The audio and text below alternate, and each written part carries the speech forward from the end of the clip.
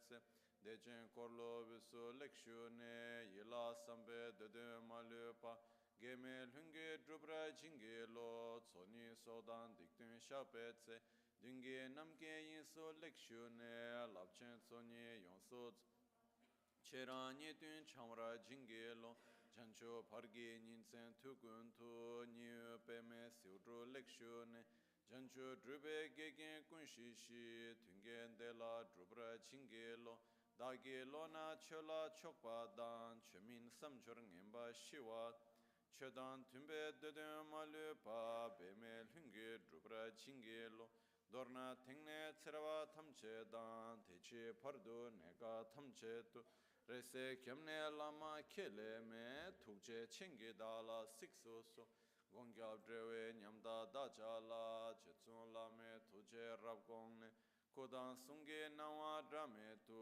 Nyam Sunyongwe Kesan Tobraisho, Kewa Kundu Yanda Lama Dan, Rame Cheki Pelalo, Sadan Lamgi Yunde Rabzo, Dorje Change Kopa Nyur Tobe Sho, Pakyuke Kudan Dagilu, Pakyuke Sungdan Dagi Nga, Pakyuke Tukdan Dagi, Ten Yerme Chikto Chingi Alo, Makyuke Kudan Dagi Alo, Makyuke Sungdan Dagi Nga, Makyuke Tukdan Dagi, Ten Yerme Chikto Chingi Alo. Om Muni Muni Maha Muni Shakya Muni Swaha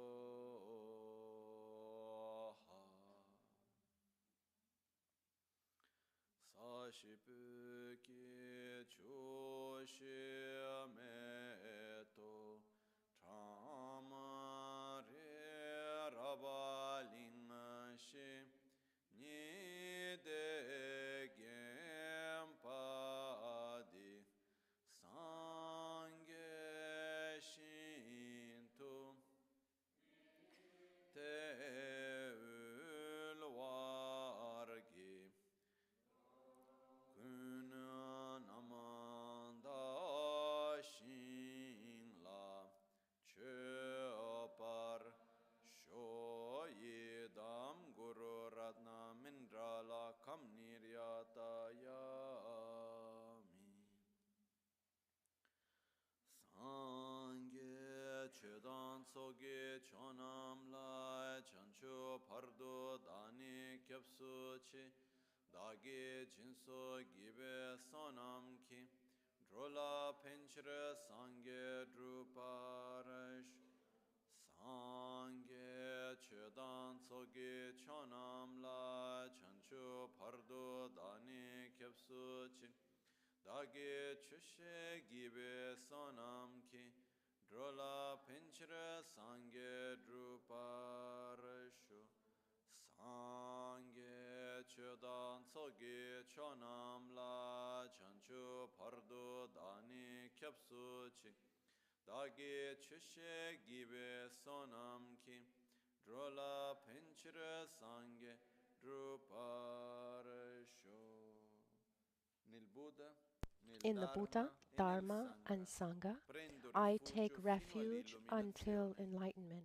With the practice of generosity and the other perfections, may I obtain Buddhahood for the benefit of all sentient beings. In the Buddha, Dharma, and Sangha, I take refuge until enlightenment through the practice of generosity and the other perfections.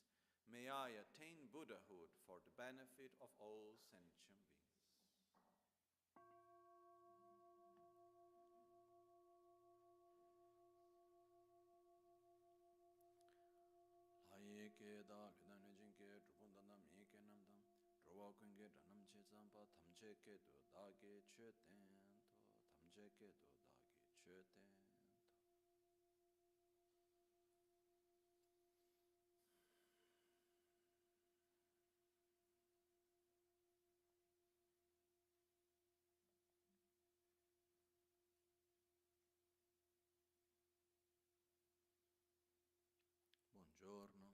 Good morning.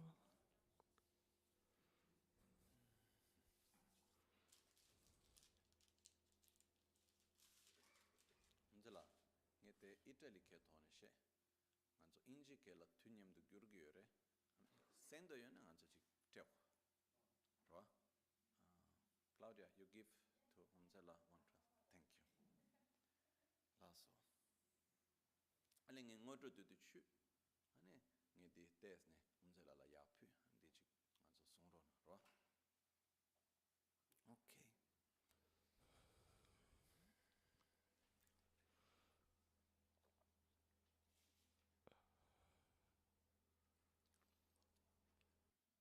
Gli insegnamenti di Buddha Buddhist teachings are described as being as vast as the ocean and also as deep as the ocean.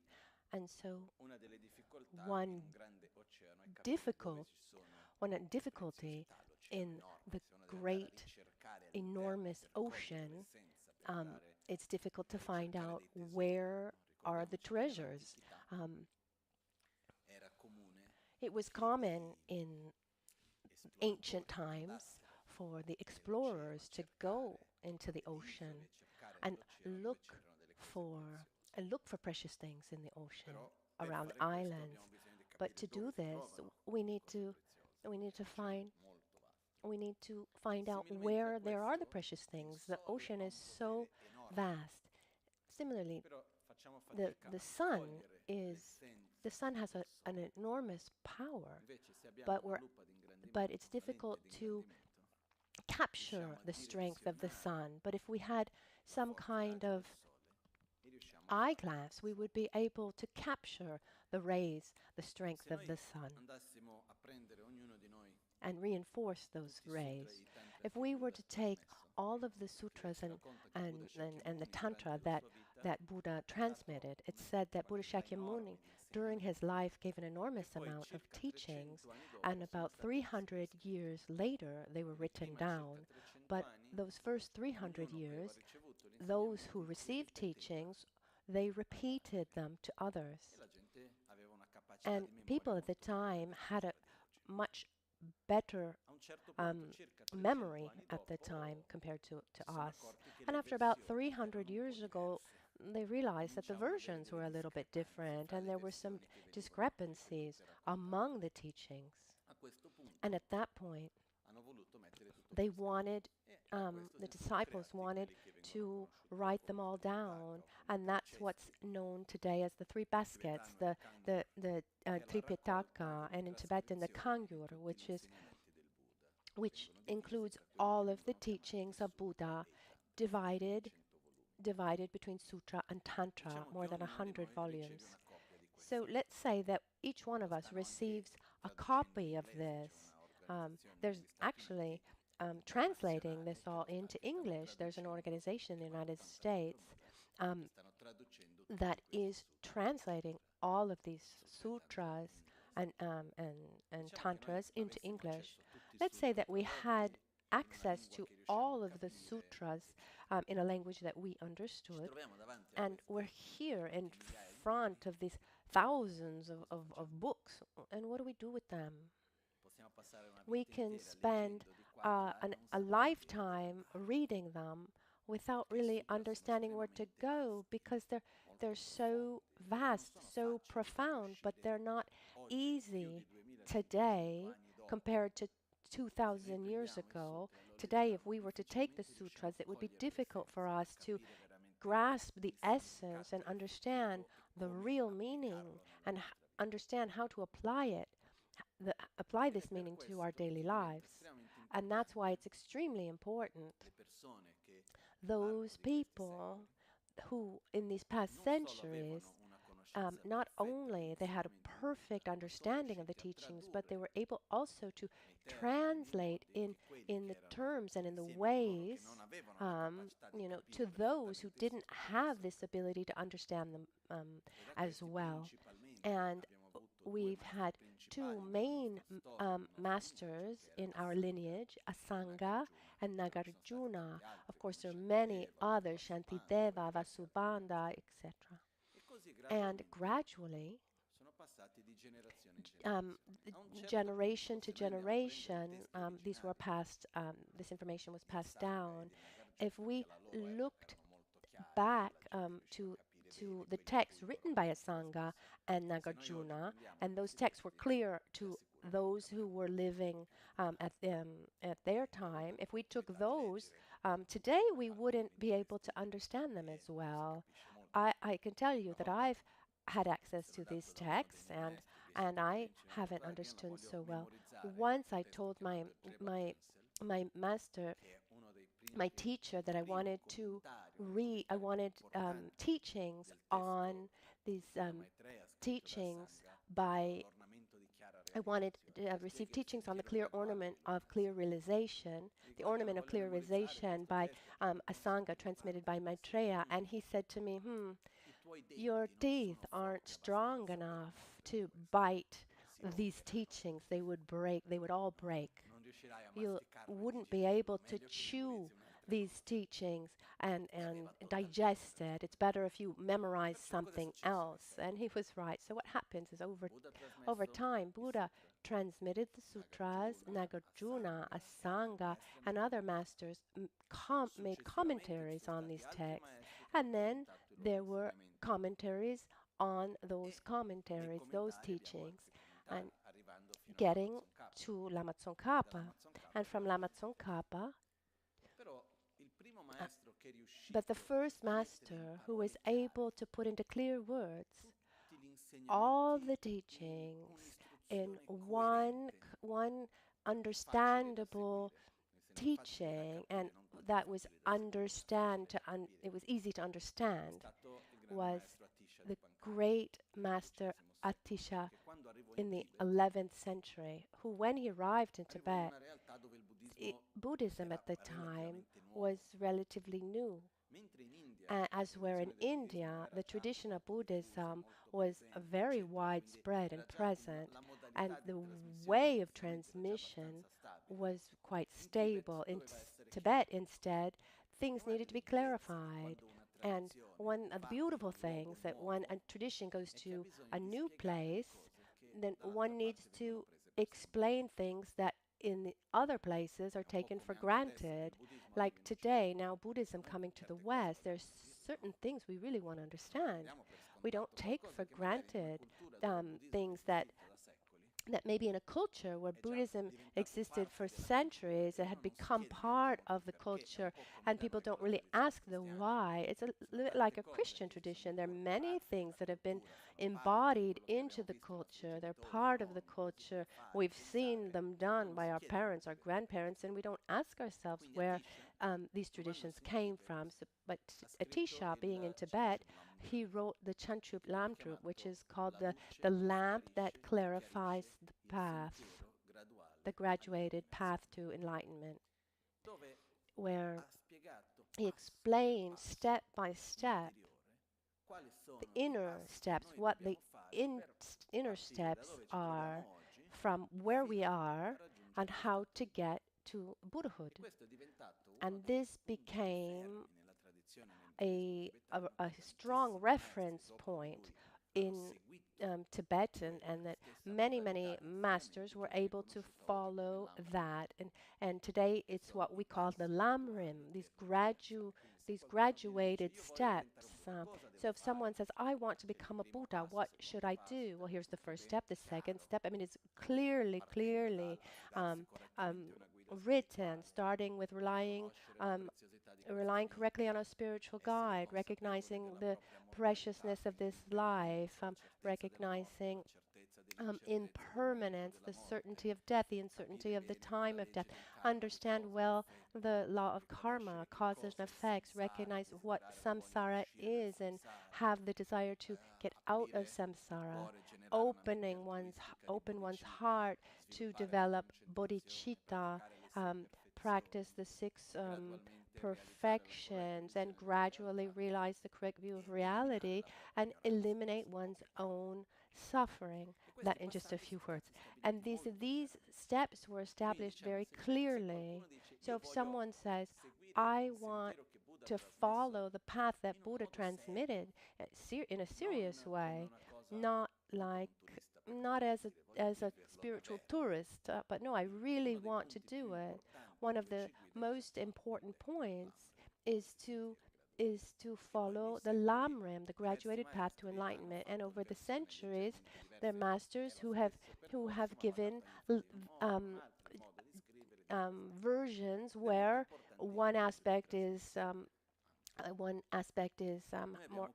highlighted than another. But we have the great fortune to have Lama Michel Rinpoche, who transmitted the Lamrim to us in many different ways, formally and informally. And not too long ago, we had the presence of Geshe Thupten Trinley here. He was one of the most important masters of our traditions who live here in the West, and he had taught a lot also in India. He lived nearby here at the monastery of Rapten Schilling in Switzerland. And he had the opportunity, because his main master, Geshe Rapten Rinpoche, lived for many years. He lived in the mountains where he meditated, in a small mountain hut where he meditated. And Geshe Thupten Trinley was his disciple, who also had a kind of mountain hut cave nearby, and he would go to him, he would receive teachings from him, and then go back to his place of meditation and meditate on that, because the deepest way to practice the Lamrim is to let go of any other activity. One goes and receives instructions and then goes to meditate on those instructions until that becomes a profound experience and no longer something that is cognitive or conceptual. And then once one feels that they have realized it, one goes back to his master and says, I have understood like this, that, and that, and then they then give more teachings. And so different masters, they would have spent 1 year, 2 years longer meditating on Lamrim. And Geshe Thupten Trinley received these teachings from Geshe Rapten, I think for 2 years, if I'm not wrong.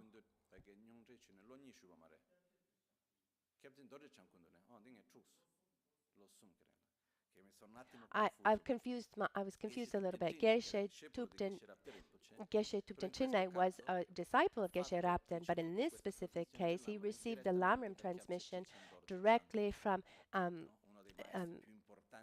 Trijang Rinpoche, one of the greatest and most important masters of this past century, tutor of His Holiness the Dalai Lama, etc. And during his time, there was practically no one in his tradition that didn't receive teachings from him and become his disciples. So he had this great opportunity, Geshe Thupten Trinley, to receive the teachings from Trijang Rinpoche, receive teachings and put them into practice, and meditate on them. And he gave these teachings here. So today, all of this to introduce a out of program, something beautiful that I rejoice about, because we're talking about Lorig, the primary mind, the nature of the mind, the 51 mental factors, are our positive aspects to cultivate, the negative ones to abandon along our path to enlightenment. And today, Tenzin Tutse, our friend who is the Umse, the chant leader of the monastery of Rapten Schilling, responsible for many ceremonies and pujas, this monastery that's in Switzerland. And he was an important disciple of Geshe Thupten Trinley, who and accompanied him along his lifetime. And he wanted to share with us the text that Geshe Thupten Trinley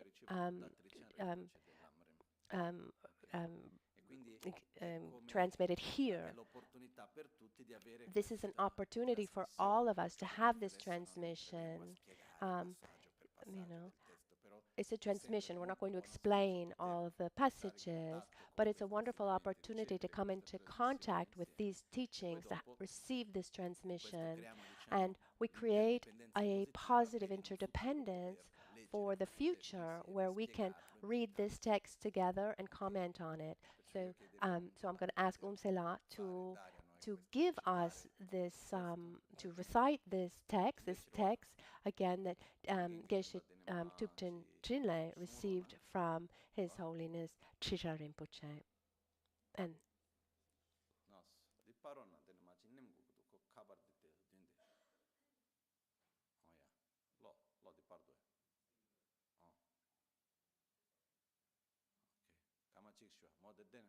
no, no, Carminia need to turn on from there.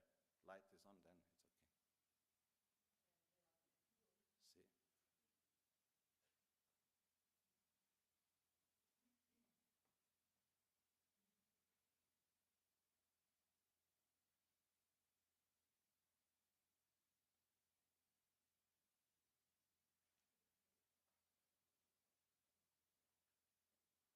Covered go draw the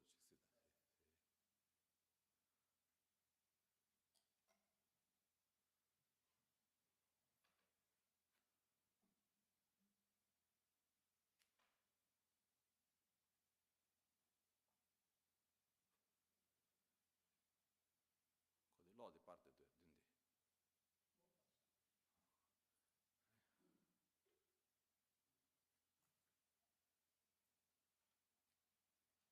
Che inji sunge 벽에 sunge. rumbuche chi juro na. Tadisha. Tadisha, okay. Rumbuche tojiche. Ninga zi kashi ji shucho ji de rumbuche chi pachi juro na. Lo so. Umsela vorrebbe dire alcune parole, ha chiesto a me di tradurle.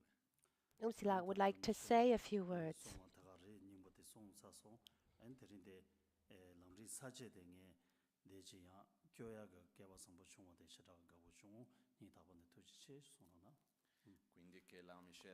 That Lama Michel already gave the essence. What I wanted to do here, I'm profoundly grateful.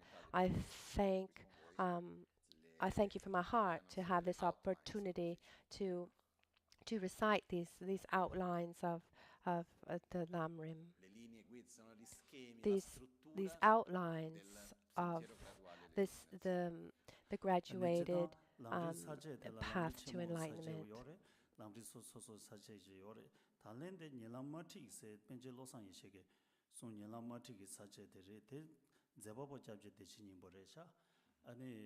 Marasu Genro Mushaka Lamri teaching Gela Sobata, Paget and Sakal Kasaka Nambre, the Tamen Jugue, Genga Galam Nindu de Carisonresena, Sabe Lamri de Shira, Yamnecha, Ke Chimbore, Kanga Chipare, Yinaya, Daniela Mati Titune, Zovo, Yamnechena, and Tabu, there was singular Pembo Shida Yorise, Gamandela Songere, Pavala Mamasung Sons.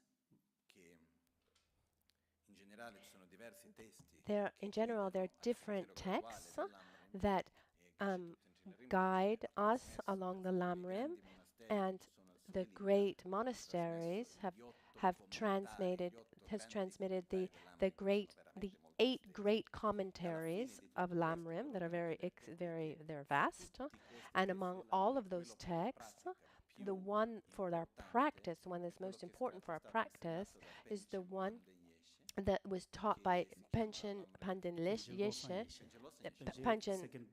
the second Panchen Lama.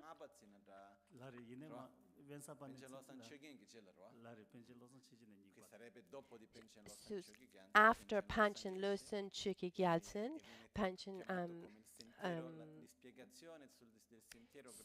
so this is like it's called the raw commentary of the Lamrim. It's also very long, and if we were to read it, it would take us a couple days. But Pabongka Rinpoche, the master of Trisha Rinpoche, wrote this outline that one needs to meditate on to remember these points of the Lamrim, and that's what he will read to us now, giving us a transmission.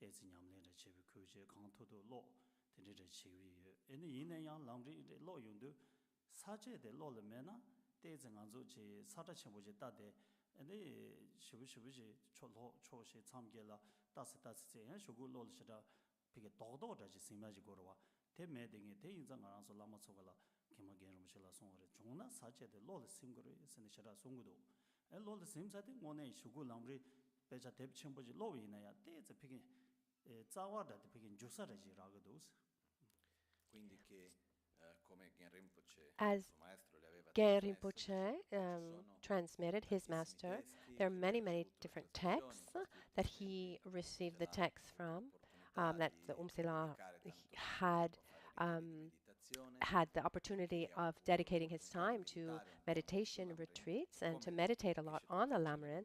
And Geshe Tupten explained, when you read the great texts of the graduated paths to enlightenment, if you're not familiar with the main points, then one gets lost. It's like looking at something beautiful from afar, and then it becomes difficult to grasp. So using these main points, these outlines, these essential points of the Lamrim, they're absolutely essential if you want to actually put into practice the teachings of Lamrim.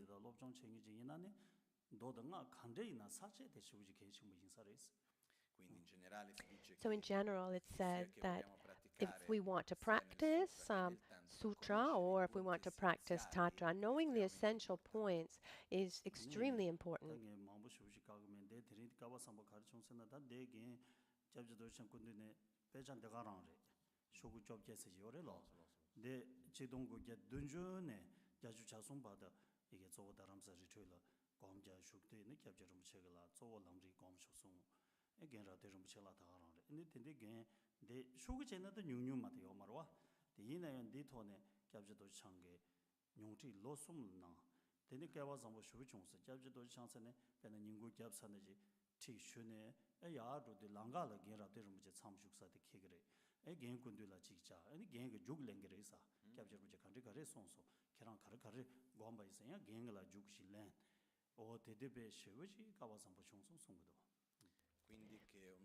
Umsila says that he doesn't want to spend too much time on this. He'd like to give the transmission to these essential points. The book is called, that he received just a short time ago, is the one that Geshe Tupten Trinle used in 1978 when he received the teachings from Tizha Rinpoche.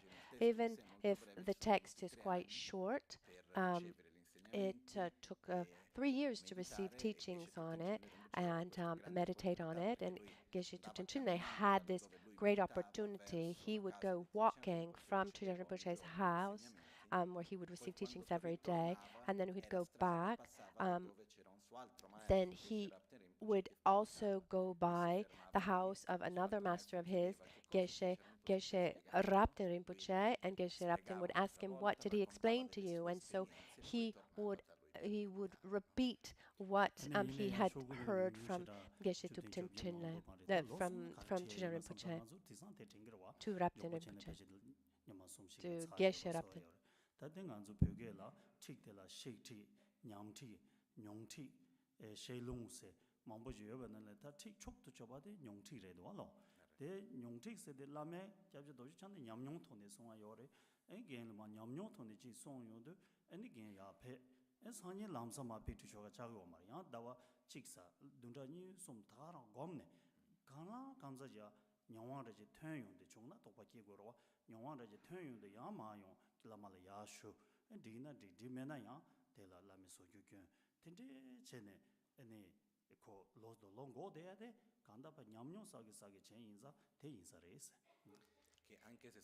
Even if there are just a few pages, one might ask, how is it possible that one needs 3 years to receive 3 years to receive teachings on these few pages, and today maybe we can do it in a weekend. I mean, there are different ways of transmitting teachings. There's one way where we do only the oral transmission, or we explain the meaning, and then there's a way called teachings that are that are together with the experience, where the one who transmits explains also his own experience, and one who receives doesn't go to the next teaching until he himself has had an experience. So Geshe Tupten Trinley would go to his meditation place and would meditate on those aspects. When he had a kind of insight, a deeper experience, he would go back to Trijang Rinpoche to explain what he had realized, and he Trijang Rinpoche would say, yes, you've understood, let's go to the next point, or no, you still need more time to understand, and would try to clarify.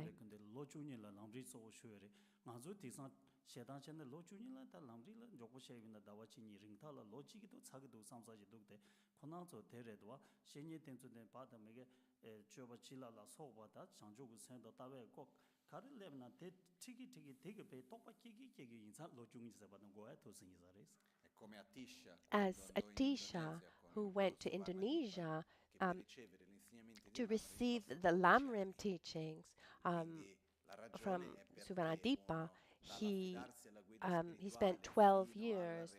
So from relying onto a spiritual path to realizing the correct view of reality, they're not just explained as cognitive, just information, but the experience, realization is very important.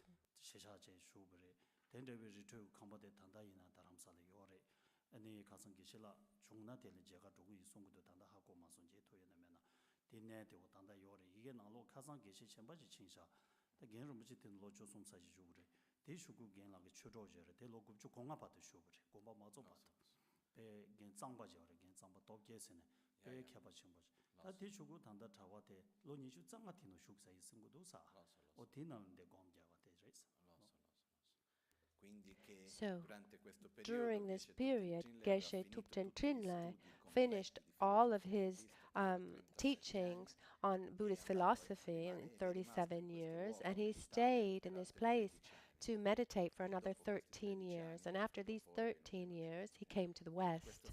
And in that same place where he meditated, this mountain hut, it's still there.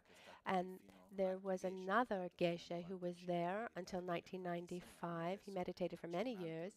And now there's yet another Geshe there to meditate, who's there about 25 years now. These are holy, sacred places that we can go and visitate.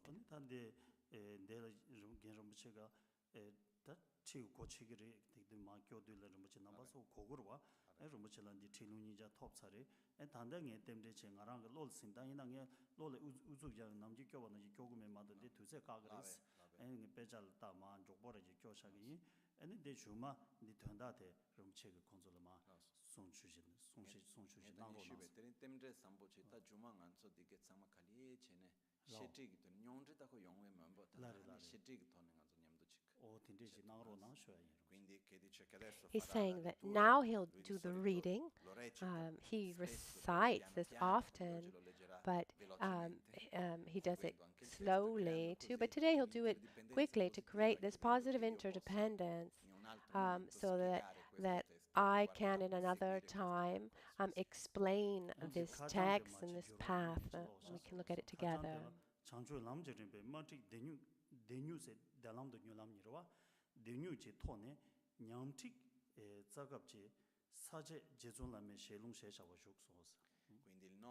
The name of the text is The Essential Points, as explained by the Precious Master of the path of the graduated path to enlightenment,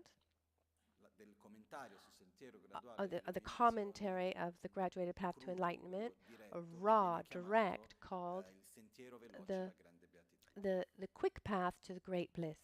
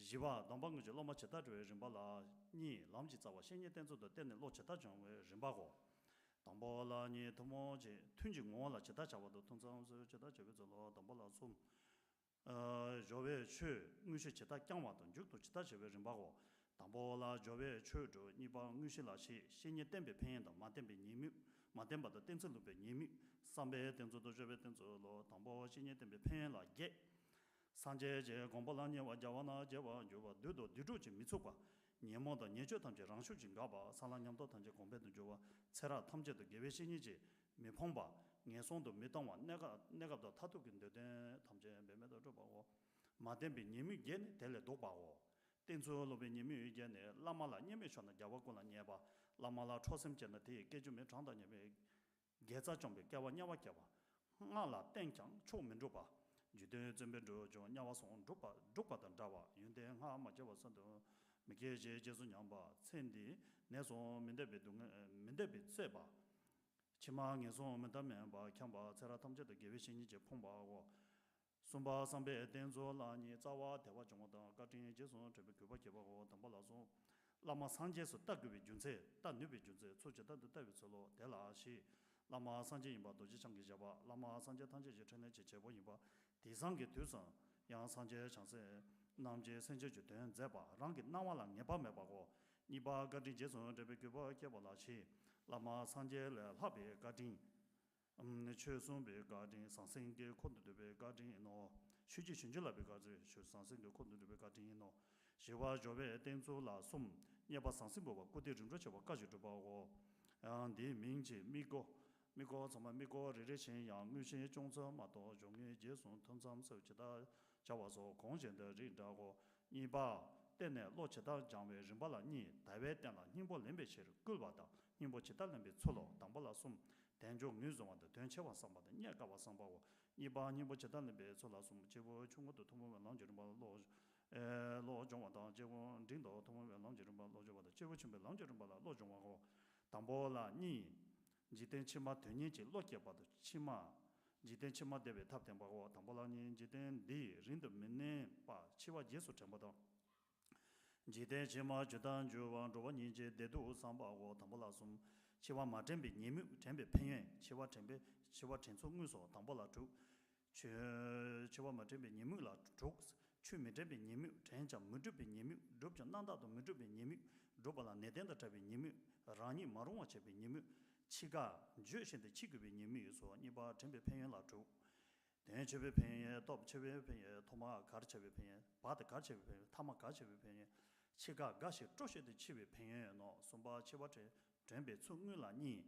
치바 구주도 상바도 치배 넘바 감바고 담발라서 녀바 치바 상바 남중 예매 상바 치배제 취마다 관계 좀 매편배 상바고 담발라서 치당 예방 오지 깬 관계자 도도 매바 셀라 넘바 매지 립제 파마 쳐도 여바 Sunbe Zaya Chu Chanome Ba Chiwa, Niba Namching Yeme Sambala Sum, Jin Zambu Limbata, Gu Nitunchi Tsela Neba Meba, Chive Gen Mangshi, Sunbe Gen Yomi Jang, Namching Neba Meba, Lushun the Nyamchung Jang, Namchung Neba Meba, Sumba Chive Chumata Kanki Mepembe Sambala Sum, Noro, Nieshe, Lucha Jang Mepembe Sambala. Niba Jigden Chima Chedran Juve Rowan Jidu Sambala Sum, Yawa Yida Dunga Sambala, Tambalashi, Senje Yawa Chimbe Dunga Sambada, Nyagove Dunga Sambada, Tramanya Dunga Sambada, Nyezu, Nyezeve Nyave Dunga Sambago, Niba La Sum, Tegam Nenjik, Satanke Dunga Sambago, Sumba Tundu Dunga, Sambalanga, Chila Chisavi Dunga, Lenshi Tumi Dunga, Satanke Dunga, Tegamji Dunga, Goshu Chebi Dunga, Niban Jigden Chima Debe Tap Tembala, Ni. Tembala Jube, go Tamba, Kamdo Jamba, Dele Tamche, Zawa, Lendela, Yichi, Deba Kebago, Tambolanga, Yukana, Tene, Japson Rova, Yukana, Tene, Jason Rova, Chesam, Jason Sumbe, Jason Penny, Jason Sumbe Lavja, Niba Yukana, Tene, Jason Rova, Jason Rova, Ni, Jason Sumbe, Yunguzuma, Nudan, the Japson Wibi Junzeno, Sumbala Shi, Yende Shibi on the Japson Rova, Keba Shibi on the Japson Rova, Ken Lambi on the Japson Rova. Jendo mema we gonna capture draw shiba pen la ye number sanke ba tsukba domba tamje ji shiden cheba hya sabe leji diba maliba seba joba sanamji jachembo dela sanam jachembo dela to soba mido mimiji nebe mitsuba nge sondo midumba chisamba droba chisambe tentan je droba nyundo chanja wa go ngaba labjala ni sosulajja to tumongi lajago tambola gabe lajo to dribe lajago niba tumongi labjala tu Gonjo Sumji, Yonde Tembe Gone, Yanan the Japson Rova, cutting Tembe Gone, Chiza Chutung Puchu Cheba, Jenjando Langaba, Pen Tembe Gone, Yin Lansum, Ten Lansum, the Japson Rova, Jawa Kanjo, Gonjo La look in the Cheba, Gonjo Sum, Sokam, Tana, Yegechi, Mibama, Niba de la Tamje, Zawa, Lendela, Yeje, Tabajabala, Sum, Lende, Sambado, Cherato, Sambada, something Judo Chevetolo, Tambola, Nye, Sambanga, Doso, Chete, Zambago, Tambola, Shi. Le ngebe tso le pechewa le machapada mitreba cheba chumizawa niba soso chede samba la sum nabe lende samba do gabi lende samba shala top denchi leji go dude tempa go tambola sum nabe le langu do chiyangi cheba teta ki debu tempa go sumba teta ki debu tempa la sum nami judo dabin debu go niba gabi lende samba la nye gabi le langu do teta ki debu go Niba Shera the Sambala so Nami Yende de Judobago, de Yenji, Jewu Chungu the Tomome Lamjerumba, Lojumbe Suji Sache, She Sindo, Niba Jewon de Tomome Lamjerumba, Lojumwala Ni, Tawa Tenji, Lojabado, Tawa de Lamjeranche, Tena Babago, Tambola Nyon, Tambola Ni, Kowachi, Dunga Sambado, Sosu Dunga Sambago, Tambola Tu, Neba maybe Neba, Momba maybe Neba, Lu Yang and Yang the Dovi Neba. Yang Ninsam the Jovi Neba, Yang Tomen the Jovi Neba, Tome Neba, Niba Soso Dunga Sambala, Ning and Dunga Sambado, Danger Dunga Sambago, tell us on me, Dunga Sambada, Lama Iji Dunga Sambada, Lai Dunga Sambo, Tambo me Dunga Sambala, Dun Tambola Dun, Cheve Dunga Sambada, Gavi Dunga Sambada, Navi Dunga Sambada, Cheve Dunga Sambado, Dupata Tavi Dunga Sambada, Midupata Cheve Dunga Sambada. Devengu Batse Jumine Dunga Sambago, Niba Tawa de Belangerance, Telambabala, Kunjun, Coven Jurum, the Sambata, Tawa de Belangerance, Telambaba, Muso, Tambola Zumo, Nyemumba Cheso, Dele, Nyemumba Cheso, Dele Soso, Chipawa, the Nizam Jotolo, Tambola Shi, Nyemon Musuwa, Techetache Rimba, Nyemombe Yo, Nyemombe Nimi so, Nyemombe and Yemeso, Sumba Chipawa, the Nizam Sola Sum. Chiwa Chuta Chungzo, Shine Badung Julu, the Kisu the Ninsam Jovi Solos, Niba Tower de Belangi Range, Tenla, Baba, Mula Ni, then Chuta Wajigo Koa Dobata, Lam Chita Wajigo Koa Dopa, the Jevon Dino Toma Lamje Bala, Lojum with Suji Sache Shesindo, Sumba Jevo Chamber Lamje Bala, Lojum Wala Sum, Techen Jugo, Semja Kona Temba, Pendo Jeba, Chanchu the Sum, Chanchu the Sem Geso, Semke Jebala Lopsolo, Tambola Chu. Teche Jinjugo Semke Kona Temba, Yave Seshe Chave Ming Toba, Niran Siji Neba, Cheve Shin Chotu Chubra, So Dela the Zoba, Didu Nuda Jangwa Jesamba Droba, Neba the Pachichi Mitsuba, Salantanje Nudo Zoba, Drove Deji Maluman Juve Shinsa and Juba, Niba Chanchu, Senjebe Sola, Senjeba Nuda, Senje Choge Zonsolo, Tambola Ni, Junde Menga Dunjigone, Lojunzo, Dajan Yamjigone, Lojunzo, Tambola Ge. 당냠 마시 진짜 지조 잠번 현재 라삼 생제 응유감바고 니바 다시 냠제 제고네 로종조랑아 다시 냠바 랑진진지 균 고도만의 상바 신진지 윤된 고도만의 상바 다시 제베 상바 응유 달라 때네 동네 검수로 니바 생제 초계 종조라 니 넘바마 타바 잡아도 타바면 냠바 송외 졸로 송바 생제 에선저 송바 생제 내 잡아라 롭졸라니 랑규 민바 제베 파진 죽라 롭소도 생규 민바 제베 두웨응고 보시라 롭솔로 담볼라 숨 제선지 쥐바질라 롭소 당 개바 파진 타만이라 롭소 노제 타발라 롭소로 담볼라 두 진바 추준 제바 준비 삼대 셔라 라 롭소로 니바 파진 타만이라 롭소라니 삼대 증오 신내라 롭소도 셔라 증오 함동라 롭소로 담볼라 두 신내지 초대바도 신내 주수무 달라테네 세네 고주수 대 톱주군 주루 달라 이제 시 유주 달라 신내무 제출로 니발라스 니방아 봉에 님본 두제 게 된줄로 니바 셔라징고 함동라 랍소라 숨 간사게 담에 달라 달라 바바다 추저 담에 달라 베바 델레 함동 제출로 당보라 냠샤 남가다고 경조도 제톱지만 당고 경조로 당보 라장 예빈네 차방 예빈네 덴베 지대진네 덴베 두대진네 시고 니바 추저 담에 달라 바발라니 두제 랑실 메바 달라 바바도 두마시 랑실 메바 달라 바바고 당보라 숨 zu rangshi jime ba ten lam ba da sheba rangshi jime ba ten lam ba da demin de rangshi jime ba ten lam ba ba go je wo jime lang je ba lo jong wa chu ji sa je she sun do da ge ji ni zo be ge wan de den dang zhuo wo gong la gang be da ke wa ji zo lo sang zha ba den be nin bo ren de se je ju ta ti go rim chen da dan da cha ma de sen de yo re ne ma won ba yin ji me ji ti ju ji nang ro na se In this way, the transmission is concluded. He asks me, given that I received the transmission and the commentary directly from Geshe Tupten Trinlay, to be able to have have these teachings here.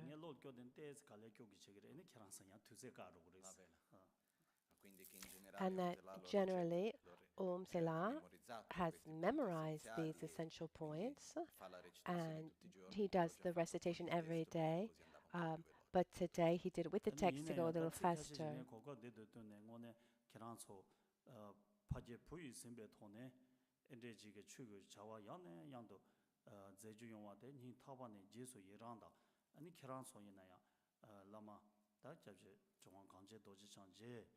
디 주고 언니 라마 미셸 rinpoche가 오늘 전에게 파지 부이 수바 팔랑 부이 제 바지 차 참어서 냠범해 봐 근데 이제 경토야 돼 오늘 전에게 제수 이랑 내리라 인케란 소이네야 가와 상보대 가와 상보 인방고 신신교회라 마음발라 대 나시 문토네 나로나스. So Sela says that he's very grateful to be here today with all of you. He's deeply happy, content to see that as Lama Michel Rinpoche transmitted and guided, also Lama Michel continues to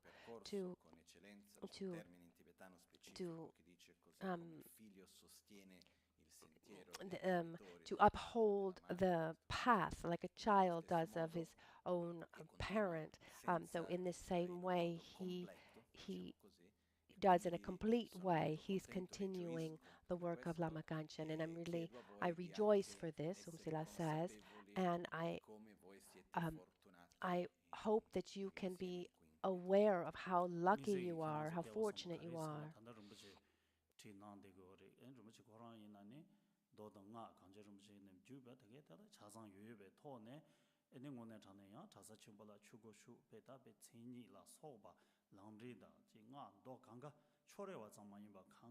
롭종 타신 버지 나인자 아니 나랑서 리고 겐데베게 제rum부체게 토모마이베 케주텔라야 담보 제체투바 만데 셀스 담보 롭종 슈비체데 제rum부체 케체슈레샤 아니 바도 중로 탐제 담바차 타만인세 근데 냠서 랑 콘주 템버제베 체동 어세반나지 아니 rum부체는 벤동아 관계선에 야보지 장 나랑서라 rum부체 베티치 낭거니 낭서 고데도 가보 슈비도 가인세나 아 다른 부체 코나 롭종 야보지 나요로와 삼사시 신티상 제당 저불린데 유럽 쿨라 라마 롭종 여바도 매번 나서로 왔어.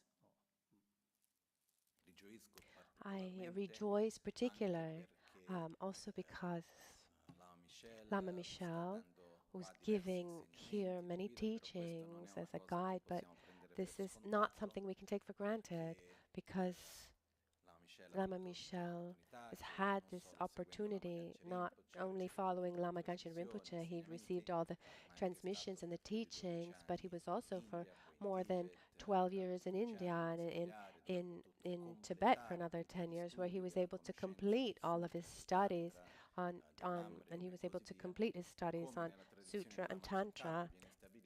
And as the tradition of Lama Tsongkhapa says, first one needs to learn to then be able to share and meditate on. So I know that Lama Michel teaches, and every once in a while I see online, and I rejoice for for this.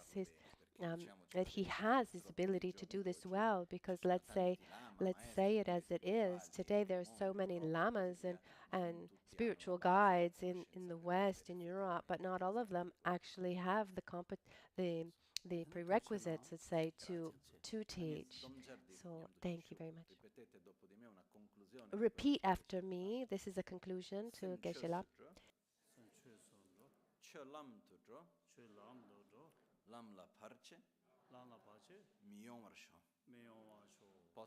May the mind become the Dharma. May the Dharma become the path.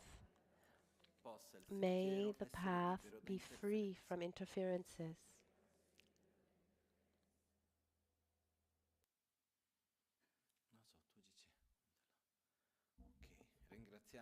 Let's thank for our Sela for this out of program. He arrived yesterday from Switzerland, and he said, "I just received this text like in paper form not so long ago, and I'd like to share it." So let's come back to us. Thank you.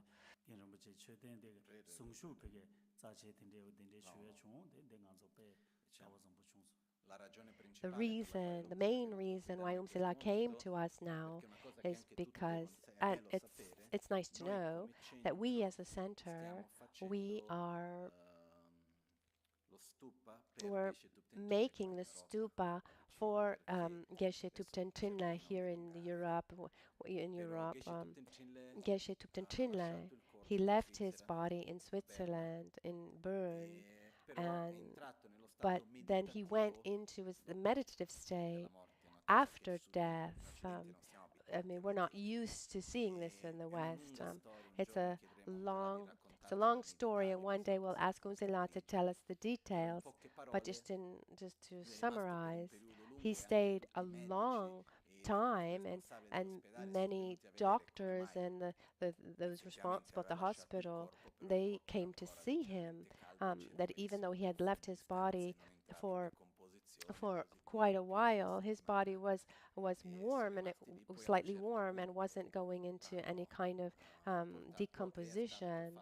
And so the cremation was done in the traditional way in the mountains here nearby, just about not even 40 minutes from here in Switzerland, but on the other side. And so the place of cremation, Sela asked the disciples of Geshe Thupten Trinley,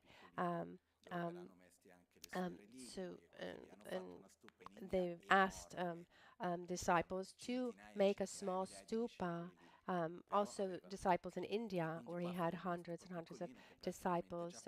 So we'll make this small stupa. Actually, it's already ready, and one day we'll. It's a private house, actually. We can't all go just like this, but it's a place where you could go on pilgrimage, and we can organize for people to go little by little. And and there are also the relics and holy objects. Okay, let's go back to mental factors. Yesterday we concluded the 11 wholesome mental factors, and as tradition wants, we're just going to summarize, we'll just look back at what we looked at yesterday, but we'll do it very quickly. We saw the 11 wholesome mental factors, which faith, the believing in the existence and the characteristics, the qualities of the functions, which is of something, which is the basis for aspiration. We saw also enthusiastic effort, joyful effort. We saw also consideration for oneself and consideration for others, two characteristics that help us, that protect us from doing negative actions. We saw also the three mental factors that oppose to our main negative minds: non-attachment, non-anger, and non-ignorance. And we also saw joyful effort, where we can put effort into something that is virtuous but not easy. And we also looked at flexibility of body and mind, conscientiousness as well, where we are this mental factor, where we are aware of what we already know. Equanimity, composed equanimity, this meditative state that is free from excitement or foggy mindedness. And we saw also the other two forms of equanimity, equanimity of feeling, and also equanimity of happiness, and the equanimity of the four immeasurables. We also saw non-cruelty, where this ability to not act with violence physically, verbally, or mentally towards others, remembering that the deepest level, the most subtle level of of non-violence is the non is the I mean, most of us have realized a good level of gross level of non-violence on a physical level. And the verbal non-violence on a verbal level, we need to work up on that a little bit, and also the mental on a mental level, on our thoughts. We also have to work on that as well. But violence as indifference when faced to the suffering of others, this is the most subtle level of violence. And here it becomes very important to develop this ahimsa, this non-violence, not just non-cruelty of body, speech, and mind, but on a very subtle level,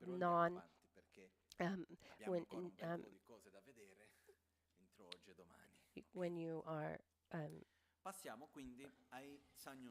when you're not So now let's go on to the sixth root unwholesome mental factor. Tsa means root. Nyun comes from Nyun, and the definition of this verse is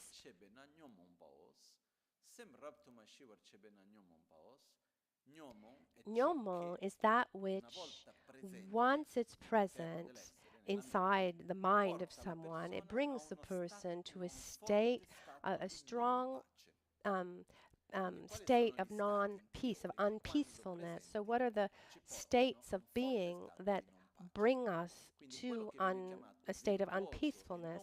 So virtuous or non-virtuous, the reference point there to define whether if something is virtuous or not is whether that attitude, that behavior, inner or outer, brings a state of well-being or happiness on a mid and long terms, then it becomes virtuous. Instead, if it brings suffering, then it's an attitude that is non-virtuous. And this nyomo is the term used, that which brings down, it takes away the state of peace. And here we have the negative mental factors that increase suffering. So we have the 6 root unwholesome mental factors, and then we have the 20 secondary unwholesome mental factors. We're not going to go too deep into them because of lack of time, but also because we know them well.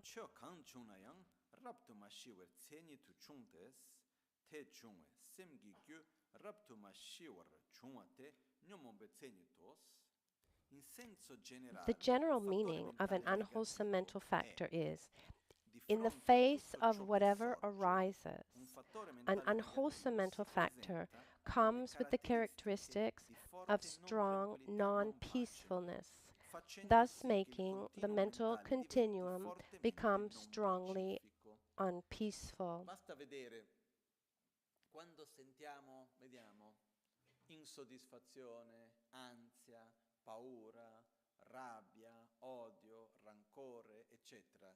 La sensazione interna è di rilassamento e di tensione. È una tensione che si va a creare, ok? Quindi questa tensione è quello che viene chiamato questo stato di non tranquillità, di non pace che c'è.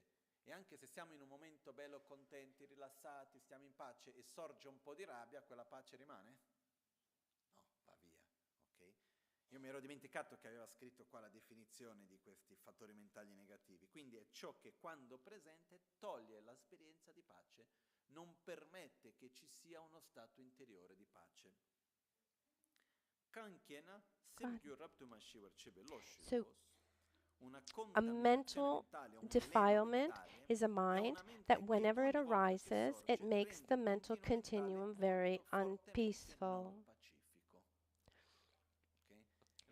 So what's interesting here is that the way the division is made among the mental factors, those that are virtuous or non-virtuous, is not based exclusively on morality or something that someone said, but actually on experience. What actually generates well-being, what generates peace. Yesterday afternoon, I met the children that are here doing the winter camp, and at a certain point, I asked them, try to remember something that the more you have, the better off you are. What can you have, the better off, the more you have, the better off you are. And they were able to get to the conclusion that the only things that the more they had, the better off they were peace, love, gratitude, generosity, humbleness, qualities that are inner qualities. And the things that the more you have, the worse off you are resentment, dissatisfaction, hate, anger, etc. So let's see a little bit these inner states that generate this non-peacefulness, this suffering, and let's remember that it's not something that I have or I don't have. We can gradually allow ourselves to not be taken by these conditionings, because often they're just inner habits that we have, and if we can avoid them, and we can avoid them and change them. So there are 6 root unwholesome mental factors. And there are 6 principal mental defilements from which all negative and violent actions originate. So all of these negative, violent actions come from these thoughts, from the mind, and they are mostly 6. We have dukkha, desirous attachment. We have kontro, which is anger, hate. We have nagyal, which is arrogance. Marikpa, which is ignorance. And tesum is indecisive wavering. And then tawa nyomonchen, which is deluded views. It's tesum nyomonchen. Those are 6. Let's start with the first one. In Tibetan, the word used here is du chak.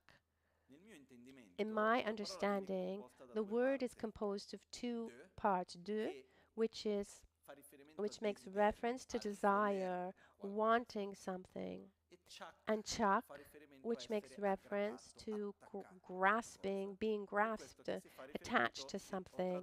And here we've used the attachment, desirous attachment, because it's actually a combination of the 2. Let's read it.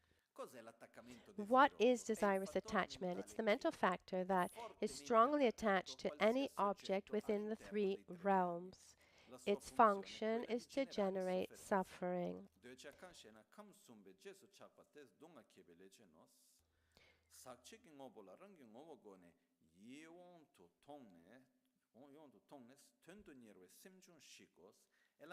It's the mind that desires to get any contaminated object. By contaminated, we mean something that is impure, is made impure by one's own defilements. It's not that the object in itself is contaminated, polluted, but we, when we're taken by anger, attachment, dissatisfaction, selfishness, etc., in our interacting with the object, we pollute the object, not because the object in its nature is negative. It's like putting on dirty lenses. I'll see everything dirty. So it's as if with my dirty lens, I dirty everything that I perceive. That's what we mean by contaminated here. And it's seen as inherently pleasurable. This is fundamental. So desire, attachment, is the mind that desires to get an object, whatever it is, and seen as if it were inherently pleasurable.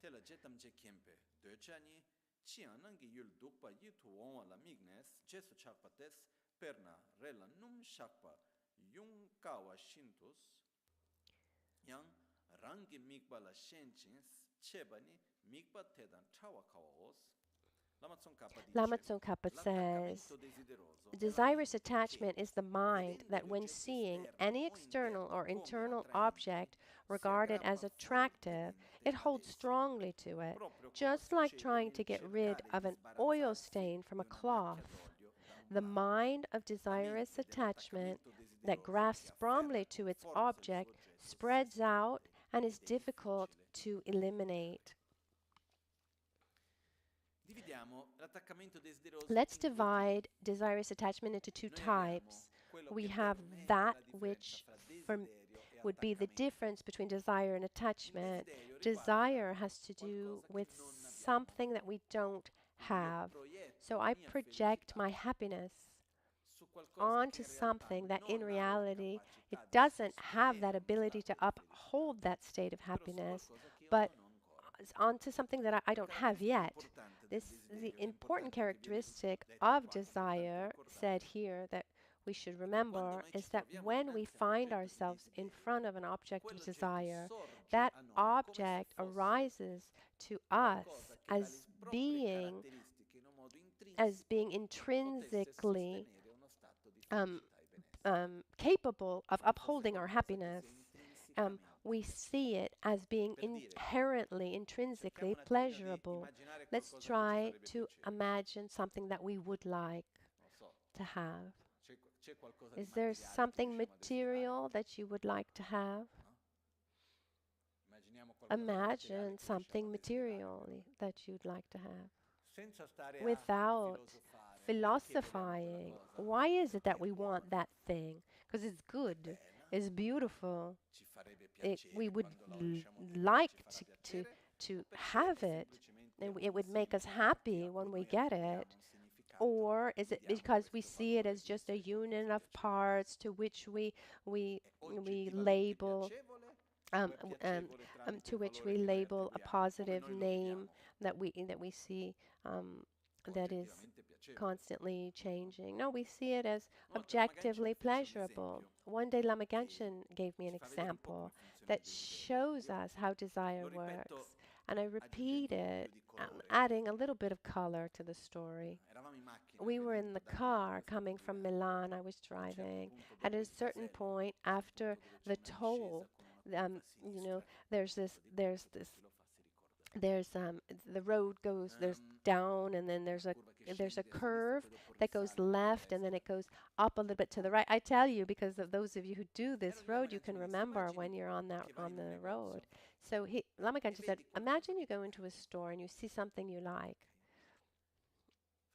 Let's give the example of a jacket. Let's see, we see that object and we say, wow, how nice. I really like this jacket. But more than liking this jacket, I need this jacket because, soon, talking to ourselves, of course, one starts to flirt a little bit with the jacket. Oh, soon I need to go to that wedding. I need to go to that party, and I know that person that I want to show off to. I really need to look good. I already have the pants and the shirt, but I really need this jacket. I need to be beautiful. I can't, I don't have anything. I need this. I mean, not true, but one sees like this. And one looks at the price and said, oh, it's really expensive. How am I going to manage? And it's still flirting with the jacket that he wants because I need it because I want to be desirable. I need to be beautiful. And as we're flirting with the jacket, because it's so expensive, then in the shop, that person that we want to show off to arrives. And she says, oh, you're here. Oh, nice to see you here and there. And then at a certain point, the person sees the jacket and says, oh, what a horrible jacket. And says, oh my goodness, there are people who have the worst taste. Someone dressed like that, I wouldn't even say hello. And look at bad quality. And look at the price. I wouldn't even get close to anybody wearing this jacket. Okay, see you at the party soon. So that person leaves, and here we are. This is us and the jacket. The question is, that jacket is the same or has it changed?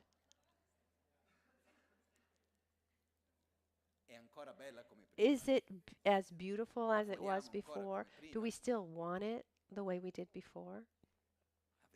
The truth is that the jacket has changed, and it's not like some salesperson came and physically changed the jacket. What changed is the value that we attributed to the jacket.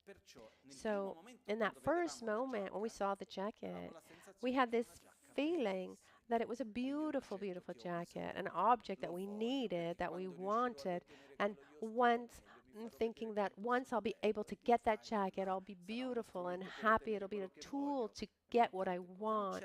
And at a certain point, we see that value that we gave to the jacket cannot be upheld, sustained. We say, okay, it's not so nice. But the fundamental point here is that when there's a strong desire for something, we see that object of desire as if it were beautiful, attractive, positive for us in all of its aspects, in an intrinsic way, autonomous way, independent. We're not aware that we're the ones giving the value to it. Is this clear? And so one characteristic of desire is that we see an object. That object can be a position, a situation that we want to have, experience, a person. It can be a material object. There can be many, many things, different things, to which we project our happiness. Because at the end of the day, when we want something material, or we want some recognition, why is it that we want that thing? For that thing in itself, or because we want to have an experience of pleasure? At the end of the day, we want this feeling, this sensation of pleasure. But what's our own experience? If I want water so much, I really desire water, I do everything possible to get water, I'm able, how wonderful, my water, I'm happy.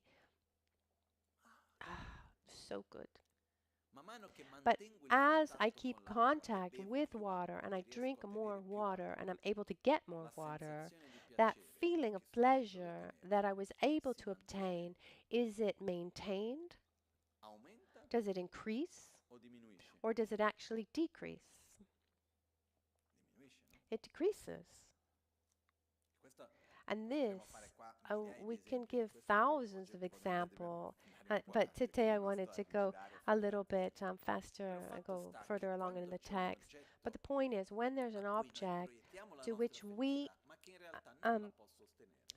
project our happiness onto, but that cannot sustain that happiness, or let's say it doesn't fall into that category of the more I have, the better off I am, that falls into the category of the more I have, the worse off I am. In that first moment, it feels pleasurable.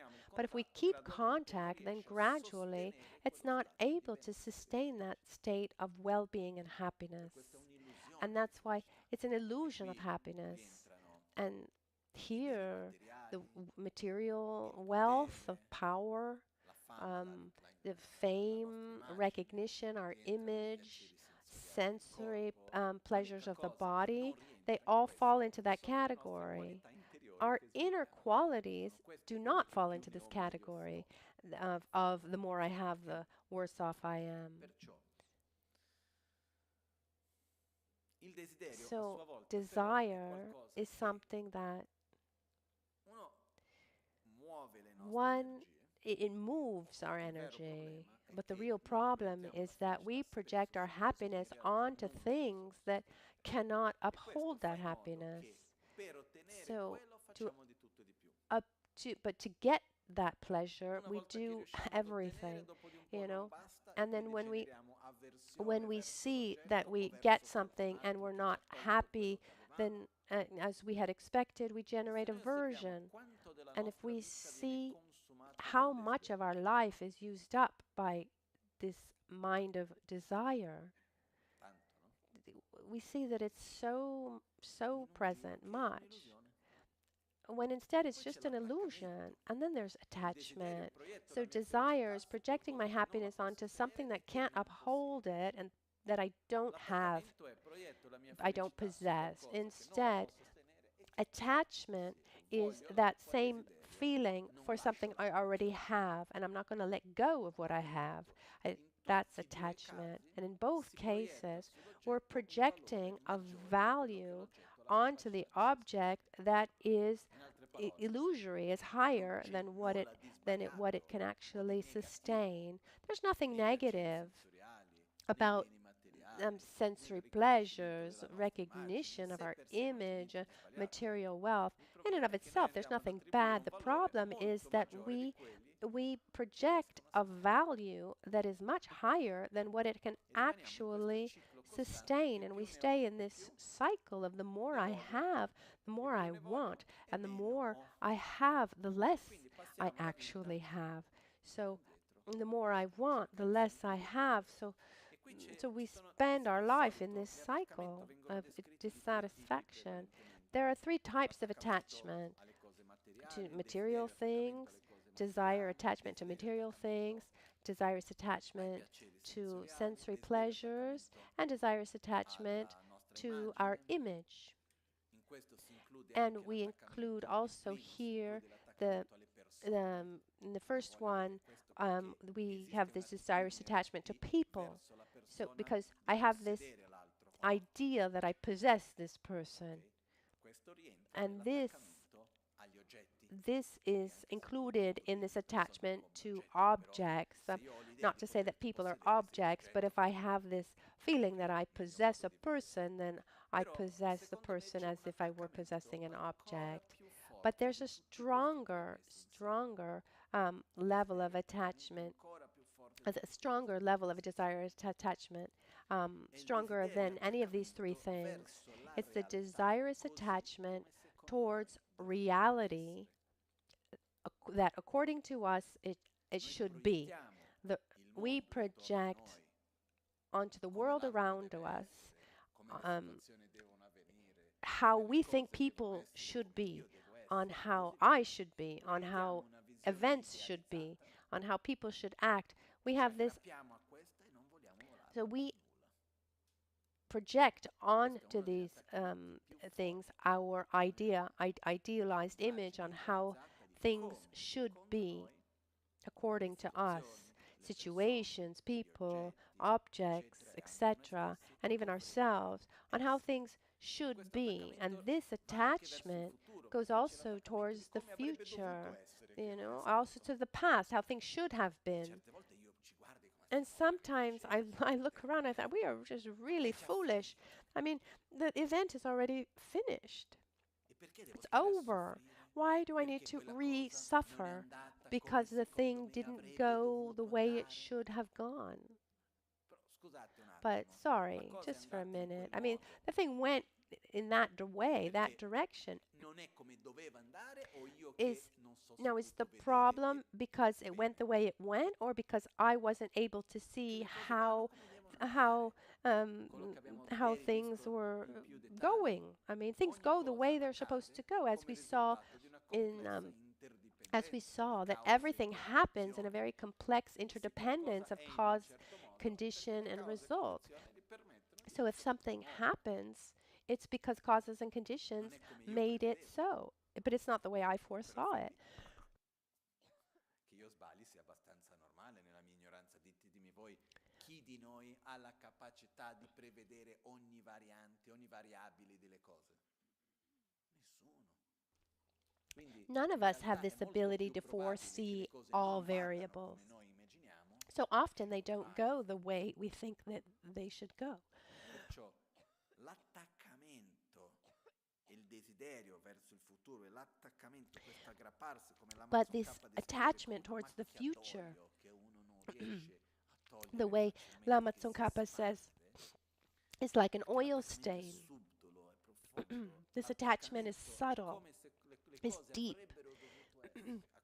The attachment to how things should have been, or how they should be in the future, or how they should be in the present, it's one of the worst forms of attachment.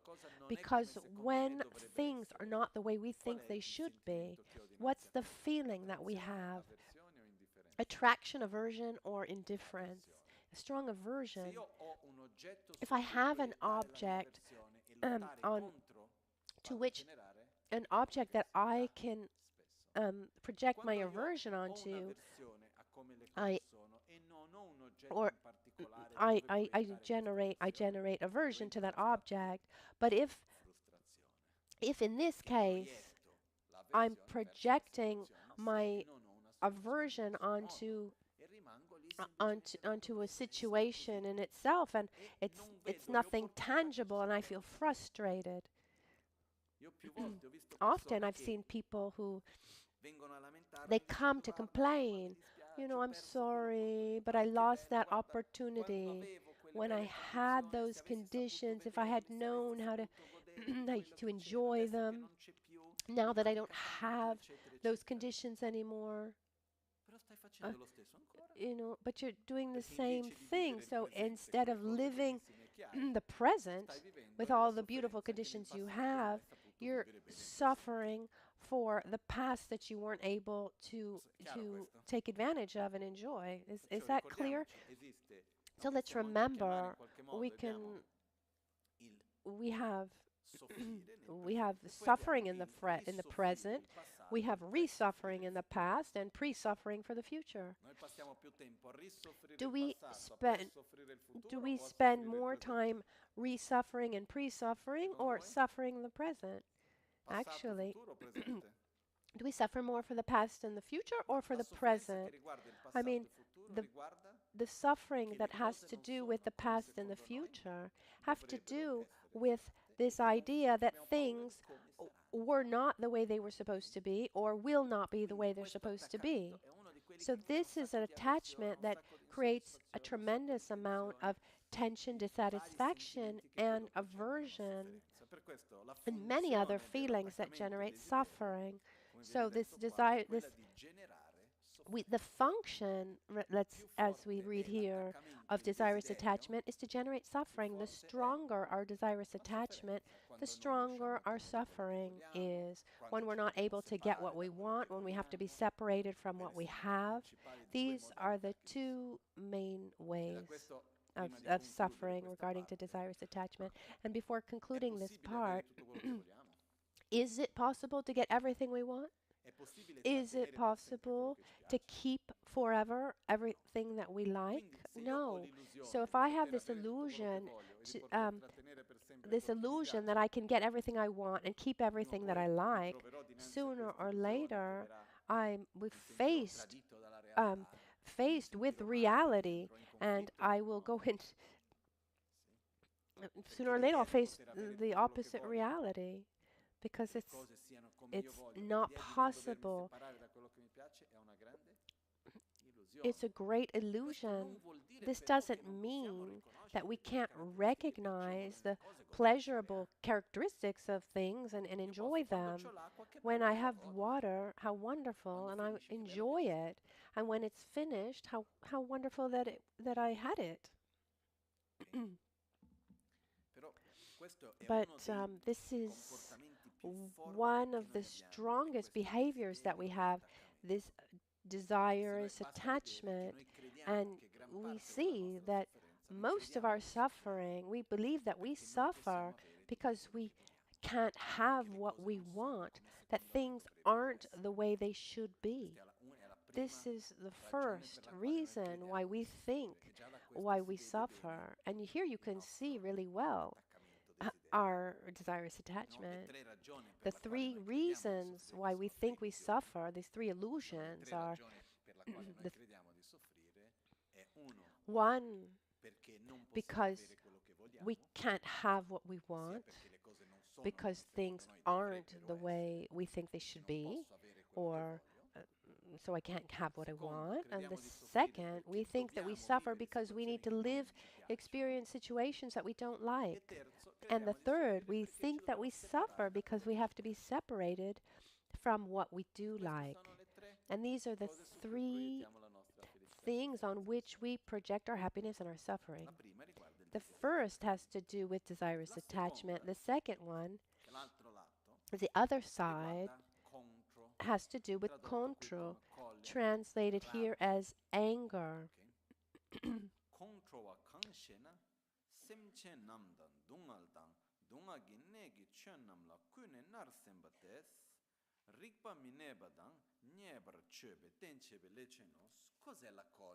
What is anger? Anger is a mind of harm towards sentient beings. Sorry, what?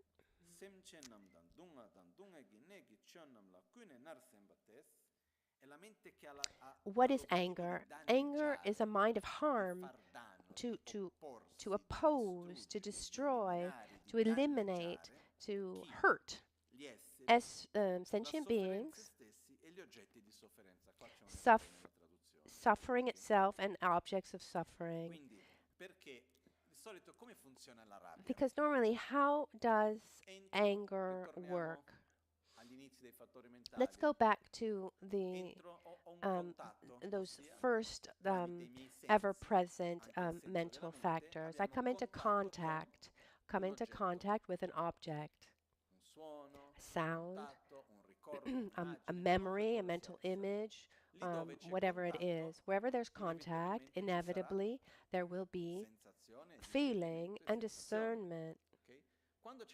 When there's an unpleasant feeling, naturally, spontaneously, we generate aversion, which is this intention.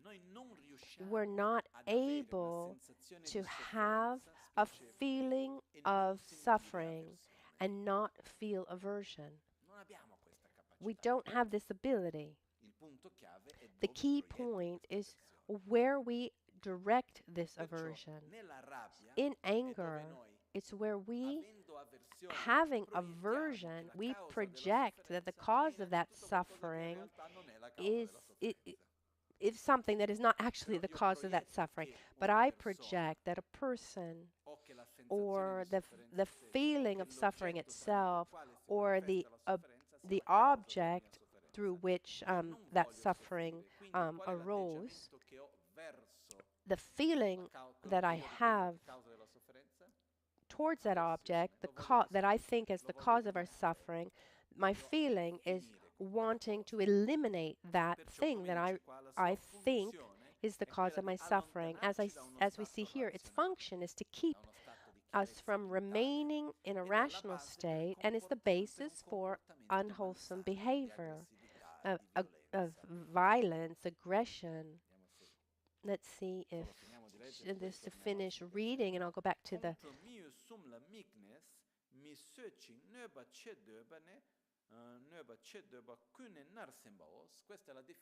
This is the definition given by Yongzing Yeshe Gyältsän. It says it's a mind of cruelty.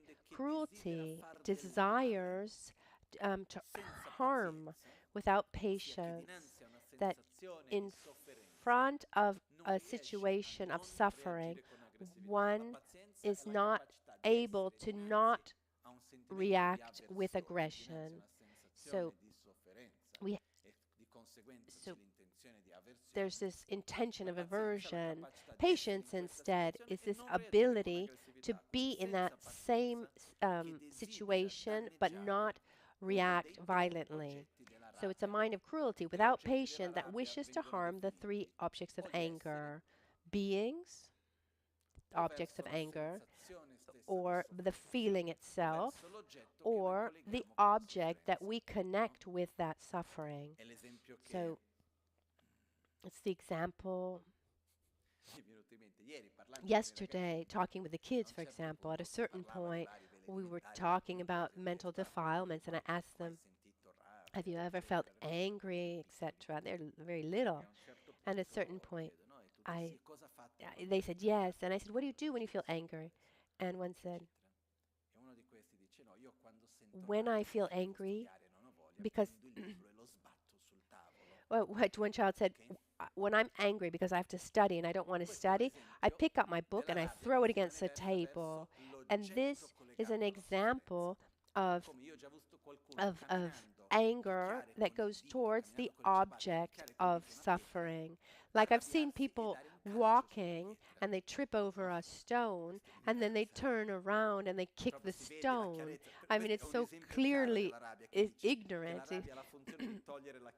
I mean, here it says that anger has the function of taking away our mental from remaining in a rational state. It's clear there that our ignorance is showing its face. It's a clear example of this. So its function is to not allow for happiness and to be the basis for unwholesome actions. And it keeps us also from another function of anger is to destroy happiness and joy. Where there's anger, there's no possibility for there to be joy or happiness.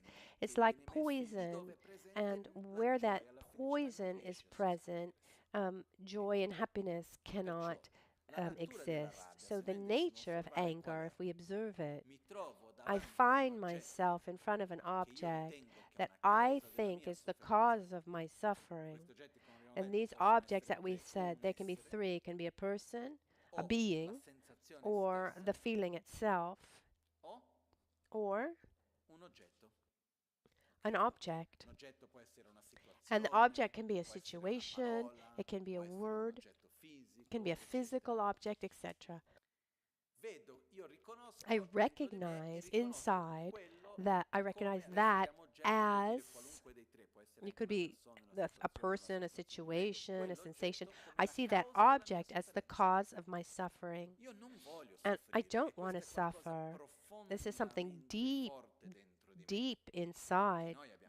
We all have this feeling that we don't want to suffer. And when I project that my that my suffering is generated from that thing, I automatically generate aversion. When I don't have control of that aversion, what happens?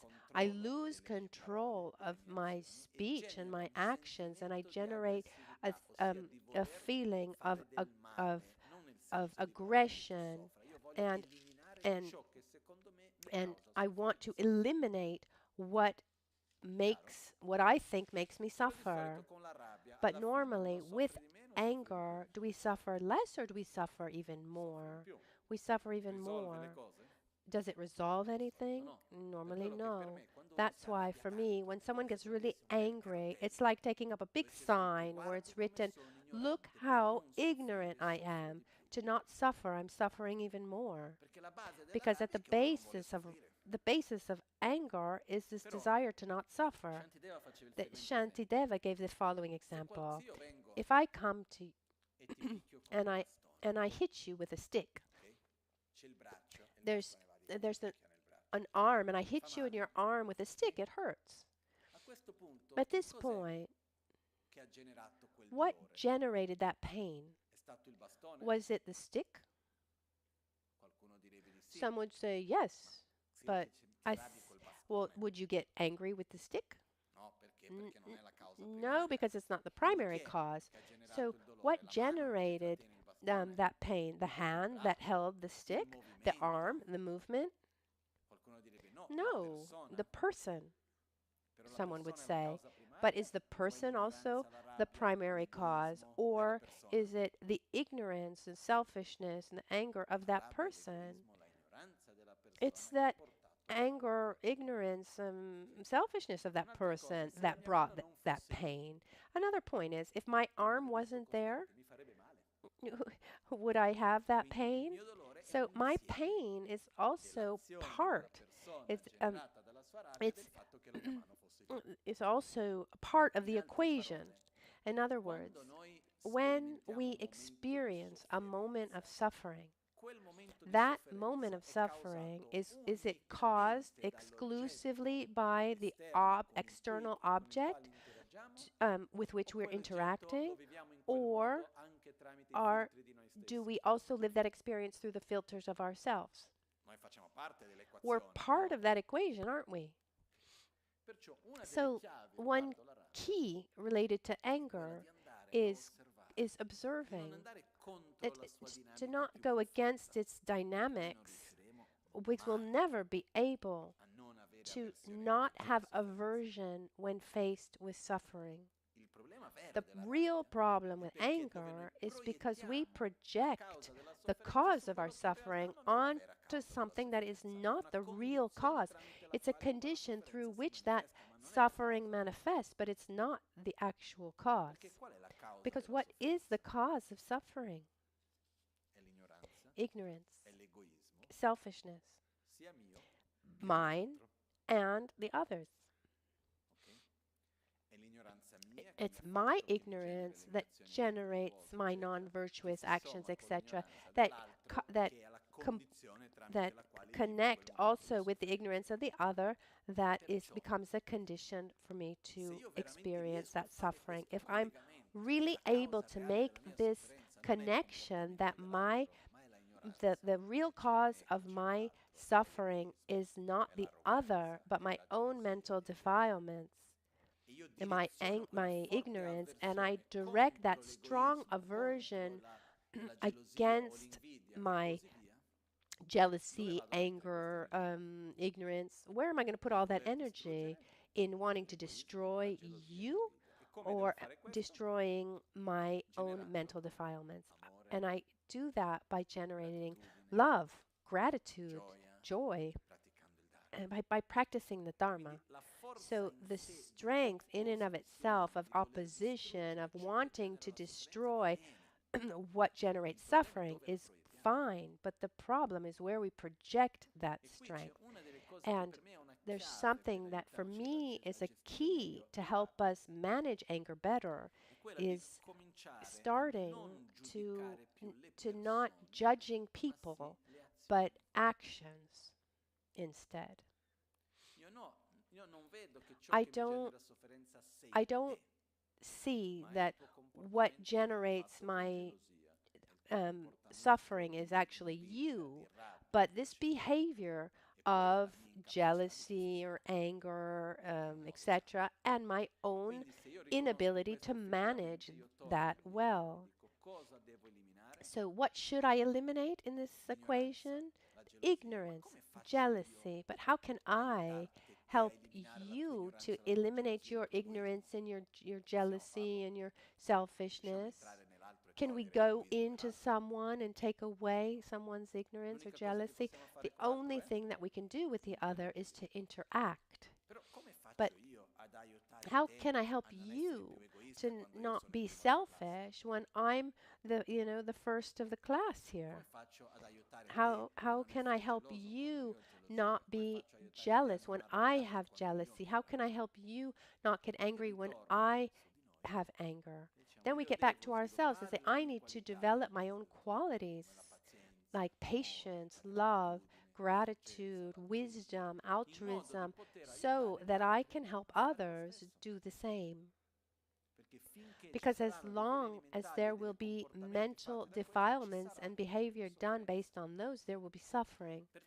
So anger itself as a strength, as aversion, which is not anger, but that energy behind it is not something wrong, but it depends on where it's directed. But this mental factor of anger is where one loses control of one's own self and ends up saying what he normally wouldn't say, does what he normally wouldn't do, etc., writes what he normally wouldn't write, and generates this strength of destruction towards what is not actually the real cause of the suffering. One point about anger that's important to remember is that one negative characteristic of anger is that anger that transforms into aggression, etc., has the characteristic of destroying positive things that it took a lot of effort to create. There are texts of Nagarjuna that talk about this, and there's a kind of table of all the negative, all of the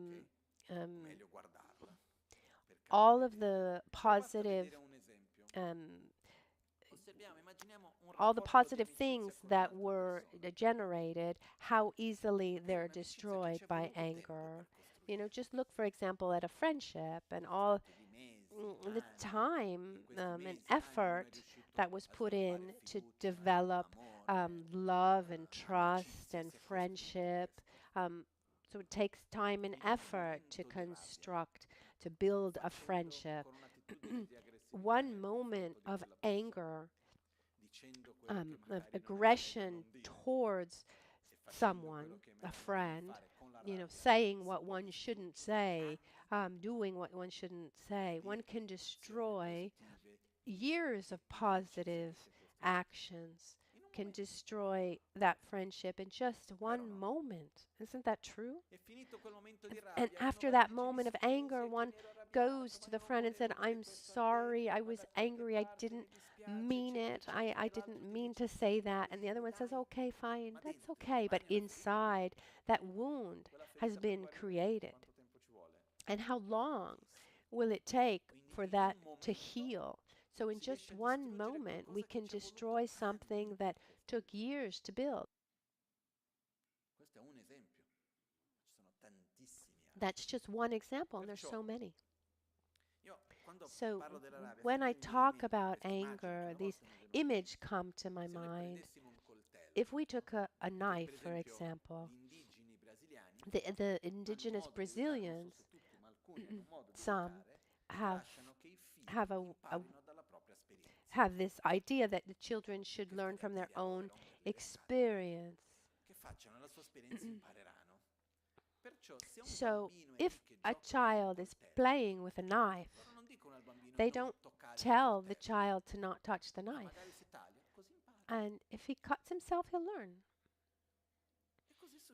And that happens, but the way to learn to know the world, and they let their children have their own experiences to understand. Why are we careful when we pick up a sharp knife? Because we've already cut ourselves, or we've seen that a knife can cut. If we picked up a knife and cut our arm, would we do this? Would we repeat that? We would do everything to keep that from happening. a strong moment of anger is worse than cutting ourselves. The damage that it does, we take it with us for a very long time. It destroys an enormous amount of positive energy that was previously created and has enormous power to destroy. If we had that clarity, we would do everything possible to not get angry. And if someone wants to deepen this topic, there's this 6th chapter of the Bodhisattva Charavatara of Shantideva that talks about this, the chapter on patience. It all comes to the conclusion that no matter what happens, it's not a valid reason to get angry, to manifest this aggression or this anger. This force of opposition in some cases is necessary. One thing is there's a negative force and I need to keep that at bay, stop it, and so I need to oppose. Another thing is losing control of someone and desiring to hurt someone or destroy something. Is clear? So now we won't go into too many details, we know it well, but these two main mental defilements create most of our suffering, and they're desirous attachment and anger that then manifests into resentment and hate. I mean, there are many variables. These are the two main points we really need to be careful of. Someone might say, okay, thank you, but how can I? I understand. Even talking to the children, you ask the children, have you ever gotten angry? Yes, yes. And then even just very, very small kids, how do you feel when you're angry? Oh, so bad. We all know it. And then someone say, okay, fine, I know I shouldn't, but how can I manage? Without getting into too many details, there are two different ways to face desirous attachment, anger, and the other mental defilements. The first way is to recognize it as a habit and do everything possible to not feed it, to feed this habit. The second way is to generate an opposing habit, the so-called antidote. But the first one is divided into 3 steps. Awareness, so recognize these inner dynamics of desire, attachment, anger, hate, resentment, etc. Be aware of these as they're arising. And in that first phase, one sees but is not able to do anything. And some people come to me and say, Lama, it was easier when I didn't see it all, because now not only do I react badly, but then I'm upset that I reacted badly. But if you are able to see, then you're in that on that first step, that awareness, and that mental factor that we saw before, Trempa, mindful recollection.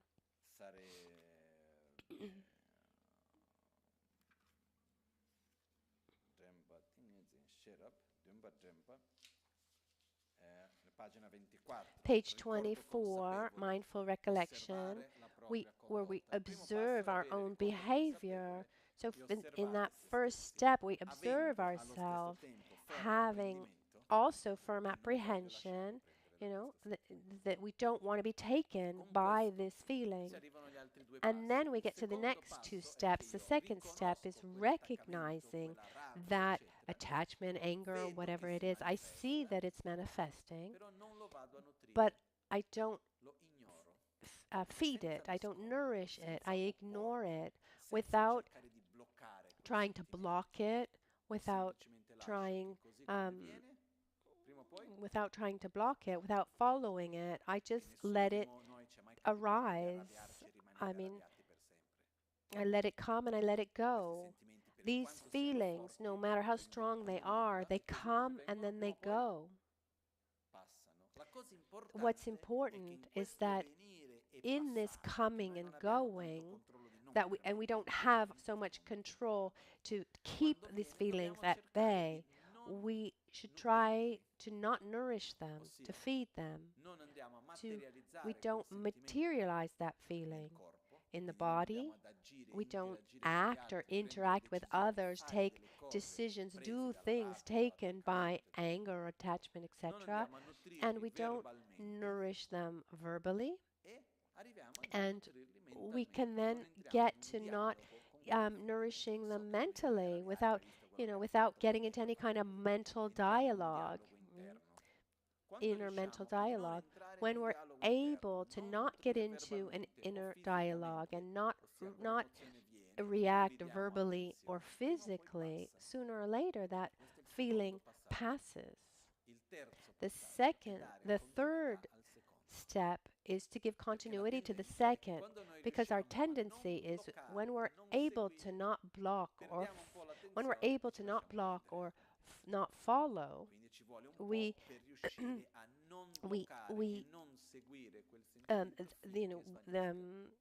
that feeling goes, but then it can come back again. So every time we're able to not block it, not follow it, it leaves us weaker than when it arises. And then another way is to generate the opposite, the so-called antidote, gratitude, love, etc. So there is a path to follow. It's not that we can't do anything about it. Now let's go forward. Is it clear, everything we've said about anger? I think it's a feeling we all know all too well. Remember, one shouldn't try to go against anger, but try to ignore it, in the sense not nourish it, but also know how to direct it. Okay, it's good that I don't want to suffer, but am I projecting the cause of my suffering into the right place? I can't hold back. I'm just going to give you one more example. Has it ever happened that you've had an object of anger, or someone who acts in a way that you don't like, that really upsets you, and after so much effort you're able to take that person out of your life, and you say, oh, finally, I'm not going to feel that anymore. And one turns around the corner, and then you find someone else who does those same things that bothered you. And you find yourself in the same dynamics, let's say. And at a certain point, one is able to get out of that difficult situation and then turns another corner and finds himself in that same situation. I don't know if anything similar has happened to you. It's happened to me. And then if we go into the psychological aspects of it, there are different ways of explaining it all. I see that we have this tendency to repeat the same situations and look for people who have certain characteristics that show us aspects that are unresolved. But at this point, what is generating that malaise? The other, or that I have wounds or unresolved issues? What's inside me is what's generating that point. And very quickly, I lived something that showed me something. It was a very short amount of time. I lived two experiences just right after Rinpoche left his body. It was a short period of time, but two experiences. One, well, looking at it in an ordinary point of view, it was the difficult, horrible situation, to which I just reacted fine. I saw that it was a situation that wasn't something positive, but it didn't really make me suffer. And then just a short time afterwards, there was another situation that apparently was really simple and banal, but it really made me suffer.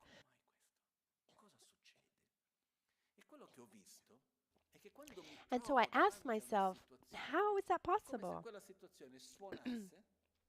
That situation, it's almost as if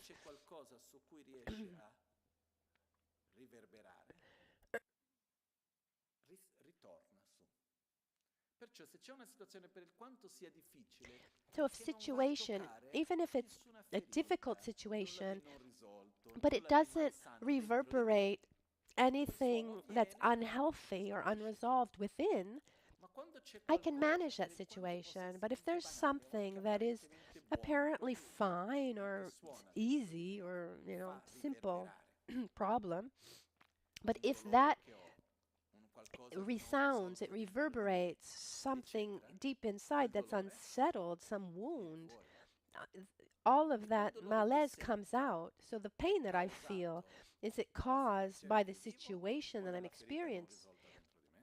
experiencing or by the unresolved wound inside?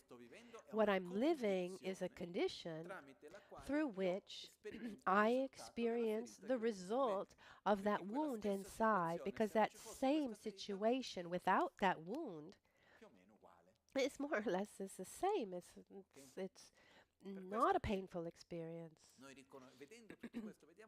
Seeing all of this, we see that our aversion shouldn't be directed towards people or situations, but instead towards our unresolved wounds, towards our own mental defilements, towards our own bad habits. That's what generates our suffering. And if we can unite this, then we have a clear idea of where we should direct our aversion. Is that clear? Let's go on. Nagyal is the next one. The next mental defilement called Nagyal, I like the word so much in Tibetan, is translated as arrogance, but Nga means I. Gyal means the king or queen. Gyal,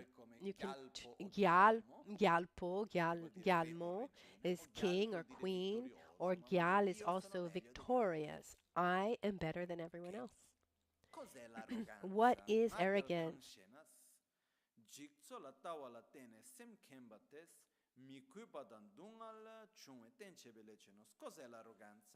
What is arrogance? Based on the wrong view of the transitory collection, the Jikta in Tibetan is the view of the aggregates of the I and my, belong to the I and my, based on the erroneous view of seeing oneself as being independent, autonomous, and not interdependent.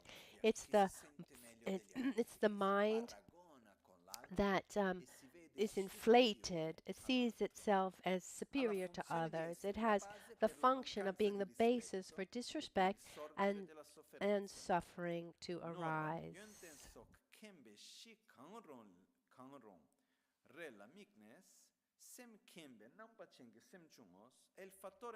It is the mental factor that has the aspect of being inflated by focusing on an object, such as one's own wealth, one's qualities, and so on. It's the mental factor with the aspect of arrogance, a sense of superiority, that has as its basis the I and the my. In other words, arrogance is when we see another, we compare ourselves to the other, using as a reference that we think that we are or we have, that we think is good and positive, wealth, beauty, power, knowledge, whatever it is, youth, whatever it is. I have this, so, and I see that you don't have this, so I'm better than you. Arrogance is where we put ourselves into a position of superiority towards others, and it's based on this comparison with others. And what's interesting is that at the basis of arrogance is this need to compare with others, to not see ourselves. The stronger the arrogance is, the stronger the real sense of inferiority is. With So a sense of inferiority, an inferiority complex is directly related to a sense of superiority. So eliminating arrogance is also about eliminating this need to compare ourselves with others. It's something very subtle, something that is there, shows us. Once I remember Benigni, who said, when I was listening to his explanation on divine comedy, at a certain point he said, humbleness is the hardest, most difficult of all the qualities, because just thinking that you're humble, you no longer are. Like, oh, I'm more humble than you. That's arrogance.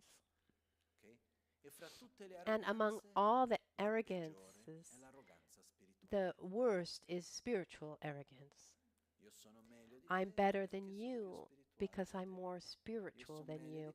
I'm better than you because I have more compassion for you. I'm better than you because I have more patience, because I'm Buddhist, because I've recited more mantras, because I know the Dharma, whatever it is, whatever crazy thing someone says. There's in Tibetan it said, on the summit of arrogance, the water of knowledge doesn't stay, and the flowers of the realizations don't grow. Instead, in the valley of humbleness, the water of knowledge accumulates and the flowers of the realizations grow. When there's, as a Tibetan saying, when there's arrogance that keeps us from learning from others, we're ready to see the other. You know, you say something to me, but why should I listen to you? Who are you? When in reality, we can learn from everyone in every context. Maybe I'm better than you because I have a degree, one more degree, or or I've got this or that more than you do. And when we do this, this creates more and more distance from others that keeps us from learning. Sometimes it happens that sometimes people say something that we know is right, but said by that person that we don't admire or whatever, we don't listen to it. I've seen this where, if I've seen it happen that some people will talk about an idea, but if that we know that if this arrogant person doesn't come up with that idea himself, he won't listen to it. And so we try to make it so to make that person think that the idea came from that person. Like, for example, if the boss, for example, we want, we don't we try to make it so that the boss thinks that the idea came from him. Luckily, not all bosses are like this, but it can happen. So what happens is that arrogance doesn't allow us to learn. It doesn't allow us to see. It doesn't allow us to exchange. And it generates a tremendous amount of suffering, because the stronger one's arrogance, the stronger the need for other people to see that person as better. Stronger is the need for that person to be seen as better. For example, I do something. I sing a song. I have a speech in a conference, and I'm applauded. And how do we feel in front of this recognition? We feel good because we feel, oh, I'm good. There's this feeling of comparison, and even there's a little bit of arrogance there. What happens if there's one at the back of the room who says, oh, is booing us? That's horrible. Bah. Or in the digital world, I receive many, many beautiful comments, but one is very negative. That one negative comment, that one negative person in the back of the room touches us, makes us suffer? Or are we completely indifferent to criticism? We're not indifferent. Because the more I feel superior to others, the more I need that superiority to be seen and recognized. And if someone doesn't recognize it, I feel I'm upset. Why? Because at the basis of arrogance, there's this need to see ourselves through the reference of others, using others as a reference point. It's subtle. It's not simple, this mental defilement. And we need to really be careful. We need to be careful. For example, when I'm in this position, here to teach, to sit in this place, to share the Dharma, you've seen that before I sit down, I make 3 prostrations, and then before I get to sit down, I snap my fingers. The meaning of snapping my fingers is a symbol that represents impermanence. And there's a tradition before putting one's shoulders to the altar, as it's said, into a position of recognition and power, one can get lost, feel superior, feel better than others. And one recalls that I can die. I don't have any time to waste thinking that I am better or this or that, because there'll be a moment where what's important is not helping. It could happen that what becomes important is not helping others, but being the one who helps, and that's arrogance. You know, it's like drinking salted water. It doesn't matter how much you drink. The thirst is never quenched. So arrogance is this, that one needs more and more praise, and one can lose direction or reason of, why one's reason for doing what they do. I mean, it can happen that one has a good motivation, but then receives so much praise that the next time one does that positive thing, one does it for that motivation to receive the praise. You know, and there can also be the motivation to want to help, because things are not always they're not black and white. But we should really be careful of these hidden feelings of arrogance. And if we're not careful, then it can be actually it can be the mind that is conducting our actions. So we need to be very, very careful. And humbleness is not about feeling inferior, but it's not needing to compare oneself to see oneself. And as a consequence, one doesn't need to feel superior to others. Here we are, we're all together, each one with his wisdom and his ignorance, everyone trying their best to be happy. And there's another point too. There's it's a phrase of Buddha from the sutra. A being doesn't have the ability to judge another being. And doing it is the cause of degeneration for oneself. It comes to my mind in the monastery of Serpom, for example, not too long ago. About 4 years ago, 5 years ago maximum, there was a monk who was respected, but not that much. He had dedicated most of his life to working. He was never a teacher, a Dharma teacher. He wasn't part of the religious elite of the monastery, let's say. He was one of many normal monks, and one of his nicknames, there's always a nickname in the monastery, Dimakar was his nickname, Dimakara. in the local language in India meant crazy, that are just out of your mind, out of your mind. So he wasn't the most respected, let's say. He was respected because he was old. And he dies. Okay, normal.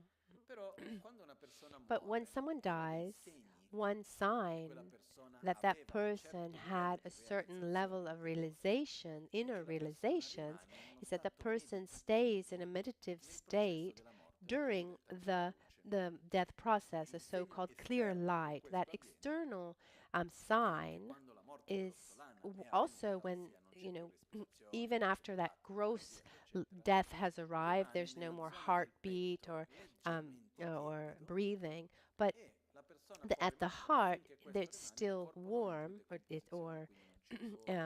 it's like room temperature, a little warm, and then there's also the body doesn't decompose. Geshe Tupten, for example, that we talked about before, he was in the hospital in Bern for 10 days, 2 weeks, something like this, and all the doctors were shocked that his body wasn't decomposing. Every day they were coming to check him. And so this monk, he dies, and he stays in this state something like 6 weeks, and the entire monastery is shocked. To say, oh, we had a highly realized being here and we didn't know. And one of my masters would always say, again, Lakbala, he would tell me, you never know who you have in front of you. You never know who you really have in front of you. What are the inner qualities of that person? Who you have in front of you, you can't know. So treat everyone with respect and try to connect with the qualities of everyone.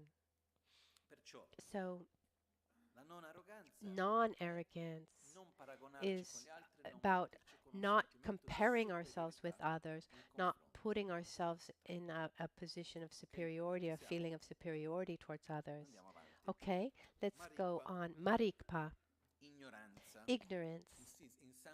In avidya in Sanskrit, where a is a negation and vid means to see, which is also the root of the word vedere, or vedere, which means to see in Italian. So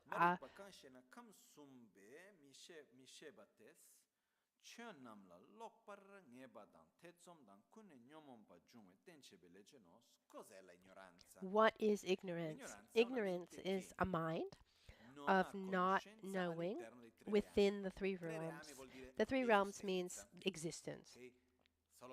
Just to say, the three realms are the form realm, the non-form realm, and the desire realm. In a few words, it's the cosmology seen. Existence is divided into these three realms. The desire realm is the smallest of existence in this universe. Use this term universe. It's formed of three realms. So we have the desire realm is the smallest, where there are the six senses in the desire realm. We have form and smell and touch, etc. And then we have the form realm, which is much greater. It takes up much more space in this so-called universe. And then it's the part of the universe where there are not all of the six senses. For example, there's no sound, there's no smell. Or maybe I've gotten confused a little bit here. Hold on. If we imagine if we imagine our knowledge of our understanding of our universe outside of our atmosphere, for example, there's no sound, and then there's the non-form, where there are no forms of the five senses. Once I saw a representation of sorry. where questo puntino di luce è la nostra galassia. it was a representation Grandezza di of questo buco nero. of our galaxy compared In to una visione così grossolana, a perché non black posso dire del hole. tutto, i And tre so reami sarebbe un po' come il reame del desiderio, come qua the nel nostro desire pianeta, una realm, realtà our dove ci sono planet, sensi, our reality where there are senses, etc., grossolana come noi of the conosciamo, gross e senses fuori as da we know questa them, atmosfera, and then beyond the perché viene detto atmosphere, che ovunque c'è spazio c'è vita, and possono where it essere said dei wherever luoghi che there noi is non space, there riusciamo is neanche life, even if we're not able immaginare, to see dove them, non c'è la forma per where i there sensi, che è isn't gran the parte dello form spazio. in the E poi senses i in reami most of della non space, forma, and tra then there's the virgolette, i realm of buchi the neri, non-form, the questi so-called luoghi dove black non c'è nulla in holes, qualche modo, ed è una where contraddizione in se stessa there's dire all'uomo nothing, dove non c'è nulla. which is a contradiction in and of Però itself, a viene place detto where che la there gran is parte nothing. dell'esistenza è fatto dal reame della non Um, forma. but most Quindi of quando si dicono i existence tre is reami, made of the sono realm of reami del desiderio, della forma non-form. e della non So forma. when it says three Così per realms, spiegare a che just to cosa si explain riferisce, very ok? briefly what we're talking about Quindi is che cos'è desire realm, l'ignoranza? non-form L'ignoranza è la realm, mente and che the non ha realm of conoscenza di the qualunque the cosa form sia realm and essa the non-form all'interno realm. dell'esistenza dei tre So reami. Ha la it has the funzione di function of essere la being the base per basis to sviluppare develop gli altri mental veleni mentali, le defilements, the other contaminazioni mental mentali, defilements, il dubbio doubt, e l'avere and una to have a percezione wrong erronea dei perception of fenomeni. phenomena. Chotam chigi nelo lamombe semjung mi shebaos marikpa de la semjung mi shebe mompa da cinchulok do zimballo nitles. È il fattore It is the mental mentale, factor. questo no, detto da Um, Yongzing Yeshe Gyältsän, è il fattore it's the mentale mental factor che è all'oscuro that della is in vera the natura dei dark about the fenomeni, true nature of qualunque phenomena. fenomeno sia That esso, e non regardless riesce of a what it vedere con is, it's not chiarezza able to le see caratteristiche clearly di the qualcosa. characteristics of Ci sono due something. tipi di There are ignoranza, two types of l'ignoranza ignorance, del the non ignorance of sapere not e knowing, l'ignoranza and the ignorance of dell'aggrapparsi grasping erroneamente al fenomeno, erroneously ossia at l'ignoranza del phenomena. saper sbagliato. Facciamo un esempio di ignoranza. Let's give you an let's take an example of ignorance. È uno di quelli più semplici da One of capire. the easiest to understand. No, facciamo questo esempio qua. Let's take this Mi piace example. quel fiore, secondo me è uno di quelli che funziona meglio. I like the example with the flower. I think it works really quite Alla well. fine faccio sempre lo stesso esempio, però una volta che funziona bene. I always do the same. Guardiamo I questo give the fiore, same example, but it works questi well. fiori qua. So let's look at these flowers. Noi vediamo i fiori. We see the flowers. Tutti riescono a Are you vederli? able to all see the flowers? Bene, ok. Chiudiamo gli occhi per un attimo. Close your eyes for a moment. Riapriamo ancora. Open your guardiamo eyes i fiori. again and look at the flowers Senza again. filosofare, Without senza analizzare, sono gli stessi philosophizing, fiori, without no? analyzing. Are they the same flowers? Sì, no? Yes, they are, aren't they? Io non li ho cambiati. I didn't change the flowers when you had your eyes closed. They're here. Noi possiamo ripetere We questo can esercizio repeat per this innumerevoli exercise volte. Possiamo stare qua tutto il many, giorno, many tutti i giorni, times. We can apri gli spend occhi, all day long. sono gli stessi Open fiori. your eyes, close your Possiamo eyes. stare Are they qua the same ore e flowers? ore e ore per We can darle spend 1 e mezza, quindi hours, but ripetiamo it's already 20 volte 1:30, so ancora. we're not going to repeat it too many more Perciò times. quello che accade che So cos'è? what happens? Come questo fiore appare a noi? How does this flower appear to us? Nella sua caratteristica appare In come fiore o does no? it in its characteristics it appears as flowers, Appare right? come Does il it colore chiaro? is the Avendo un is colore chiaro? it appears as having a all'apparenza del clear colore chiaro? O è qualcosa clear che noi vediamo e color, dopo dobbiamo um, osservare di rami sa you che know, ha un colore chiaro? or is it Appare something we come need avendo to un really colore observe to say, oh, chiaro, I rosa, think ok? it's a clear Poi color, it's not appare dark. a No, noi it appears as come being pink, essendo a clear costantemente in color. Does it trasformazione appear to us as being o in come essendo constant statico? transformation or as having a static state? Io chiudo gli occhi, I close my li eyes, apro, I è open lo my stesso fiore eyes. di prima o è cambiato? It's the same Nell'apparenza, flower. It appears as being the same stesso. flower Se as voi guardate la mia before. faccia, My face, for da quando abbiamo example. cominciato questa Since we mattina ad adesso, started la mia this barba è morning, cresciuta o no? the teachings Senza this morning, filosofare, has senza my analizzare, nella beard vostra grown percezione. just based on your own perception without philosophizing? Poi No. se andiamo ad analizzare But if we nei were to dettagli, analyze in detail, no? La mia barba sarà cresciuta o no da my quando abbiamo beard cominciato? would have must have Una volta started, ho must letto have grown qualcosa a che la bit. velocità in cui Once cresce I read that i the capelli in that realtà hair sono grows at the 5 speed of 5 nanomillimetri al secondo nanomillimeters per del second. tempo in cui cresce un That's capello. how fast hair grows. But that aside, what happens is, even if my beard is impermanent because in constant transformation, even if the flower is impermanent because it's in constant transformation, it appears to us as if it were impermanent or as being permanent. It appears to us as if it were permanent. But now, how do we relate to the flower as it being permanent or impermanent? Do we recognize this tricky appearance? No, we relate to the flower as if it were permanent. Our mind that grasps to a characteristics of an object that doesn't correspond.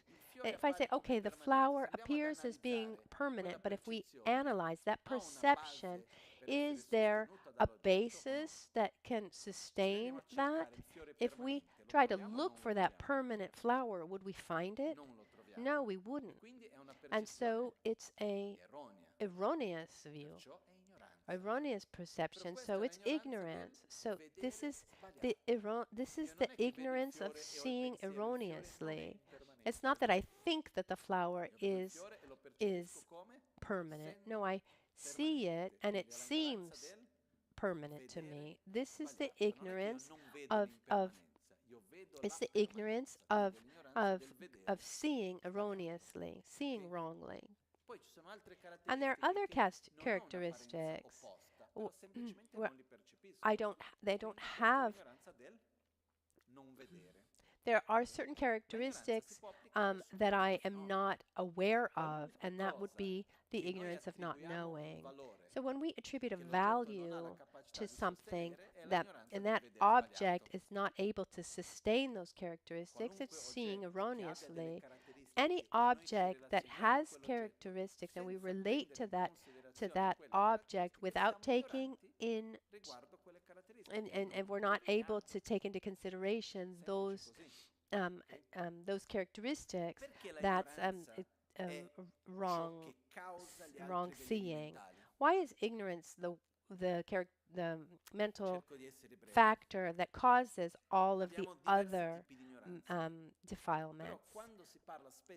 Often when we talk about ignorance, we're making reference to the ignorance that is more fundamental, at the basis, understood as the root of suffering. And it's the following.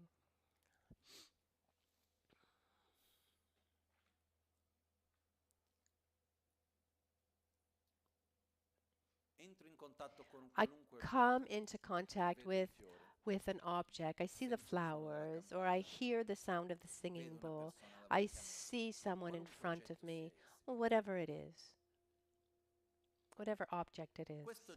This object appears to me as being something that exists in a reciprocal dependence of all the other objects around, independence of its own parts, something that I see through the filter of myself, independence of the observer, or do I perceive this object in the non-dual, in its non-dual nature of object and object perceiver, or is it something completely autonomous and independent? In other words, when we're in front of an object, spontaneously, does reality appear to us as being autonomous, independent, objective? Or does it appear to us as if it existed in an interdependent, subjective way? How does it appear to us? Objective. This objective appearance, if we go to look for it, is there something that exists as it appears to us and completely autonomous and independent from everything else? Is it possible to see something that we Is there something that we can see that exists completely independently from ourselves? No, that would be an erroneous view. And this erroneous view, this ignorance, makes it so that we see reality around us as existing autonomously, but we also see ourselves as if we existed in an objective, autonomous way. And in this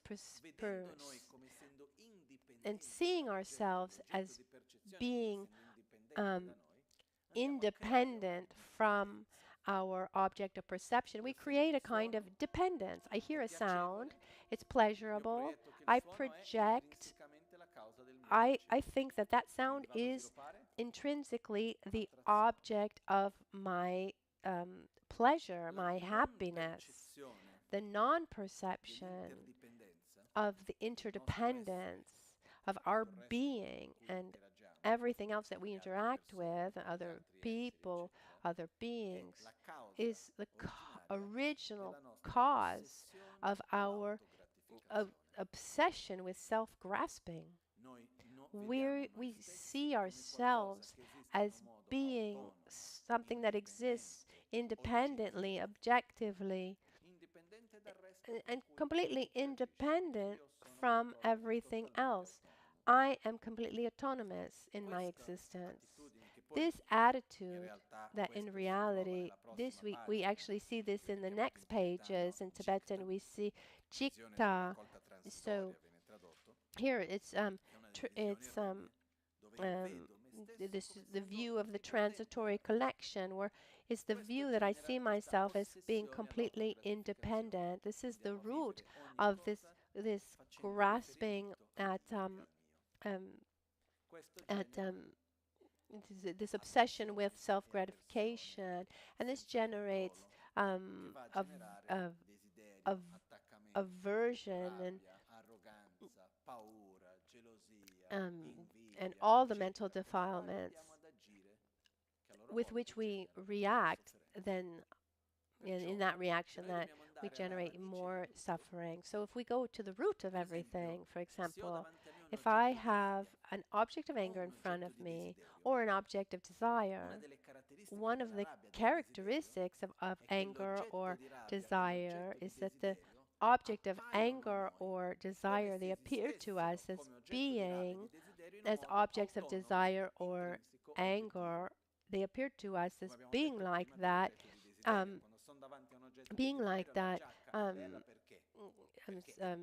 intrinsically, they're intrinsically bad or good, like the jacket. I mean, that person, should that object of anger be destroyed because it's bad and horrible, or do I recognize that I'm attributing a value to it? So at the basis of our feelings like anger, jealousy, arrogance, desire, dissatisfaction, etc., at the basis of all of that, there's this fact that the object appears as being autonomous, independent, and intrinsically as we see it. And this is ignorance. Is grasping to an inherently intrinsic view. And if you don't have this ignorance anymore, those mental defilements, they wouldn't have the foundation, the basis, the legs on which to stand.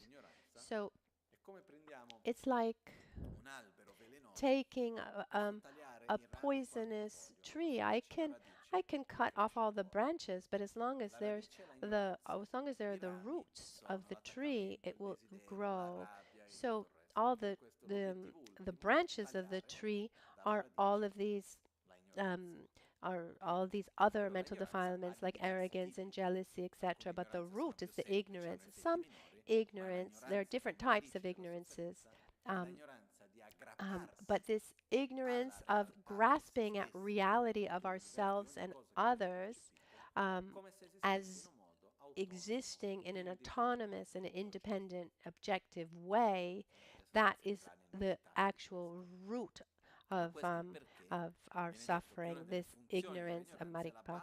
And it's why it says that's why it's explained that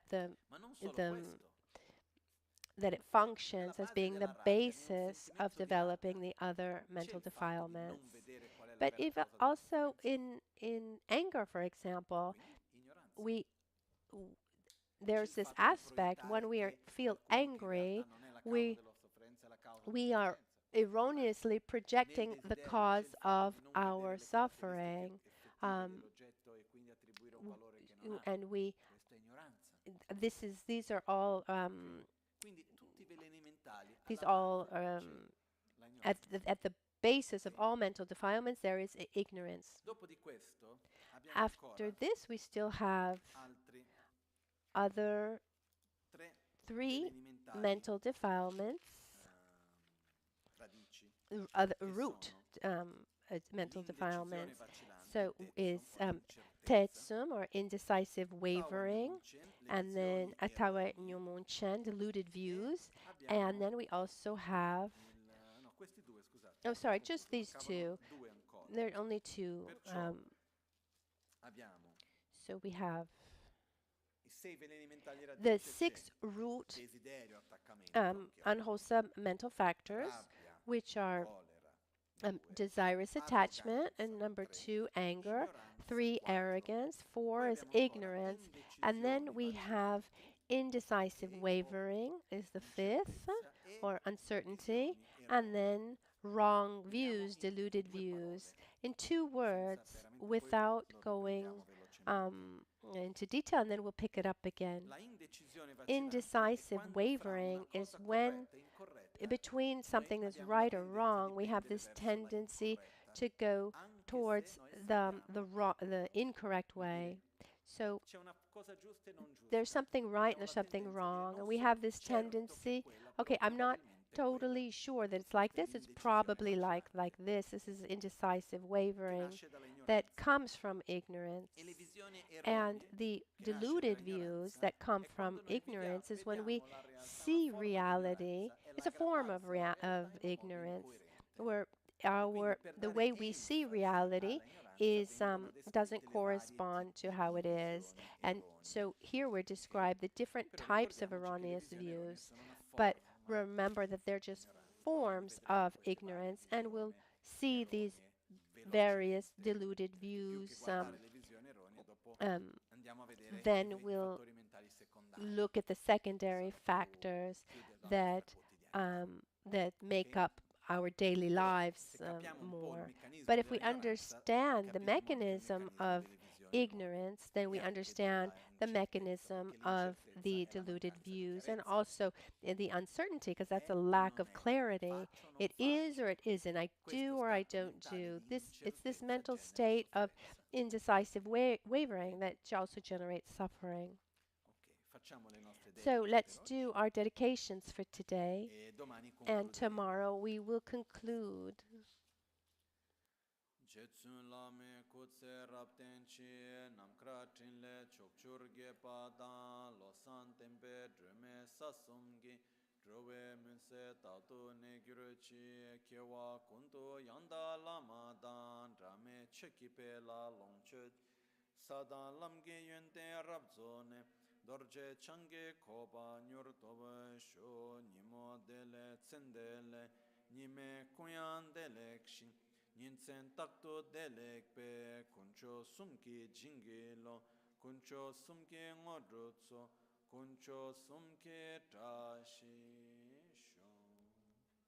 Oma hun tembalame sangye rinpoche kyobalame tamcho rinpoche trimbalame gendure kyamne kuncho sumla chepa.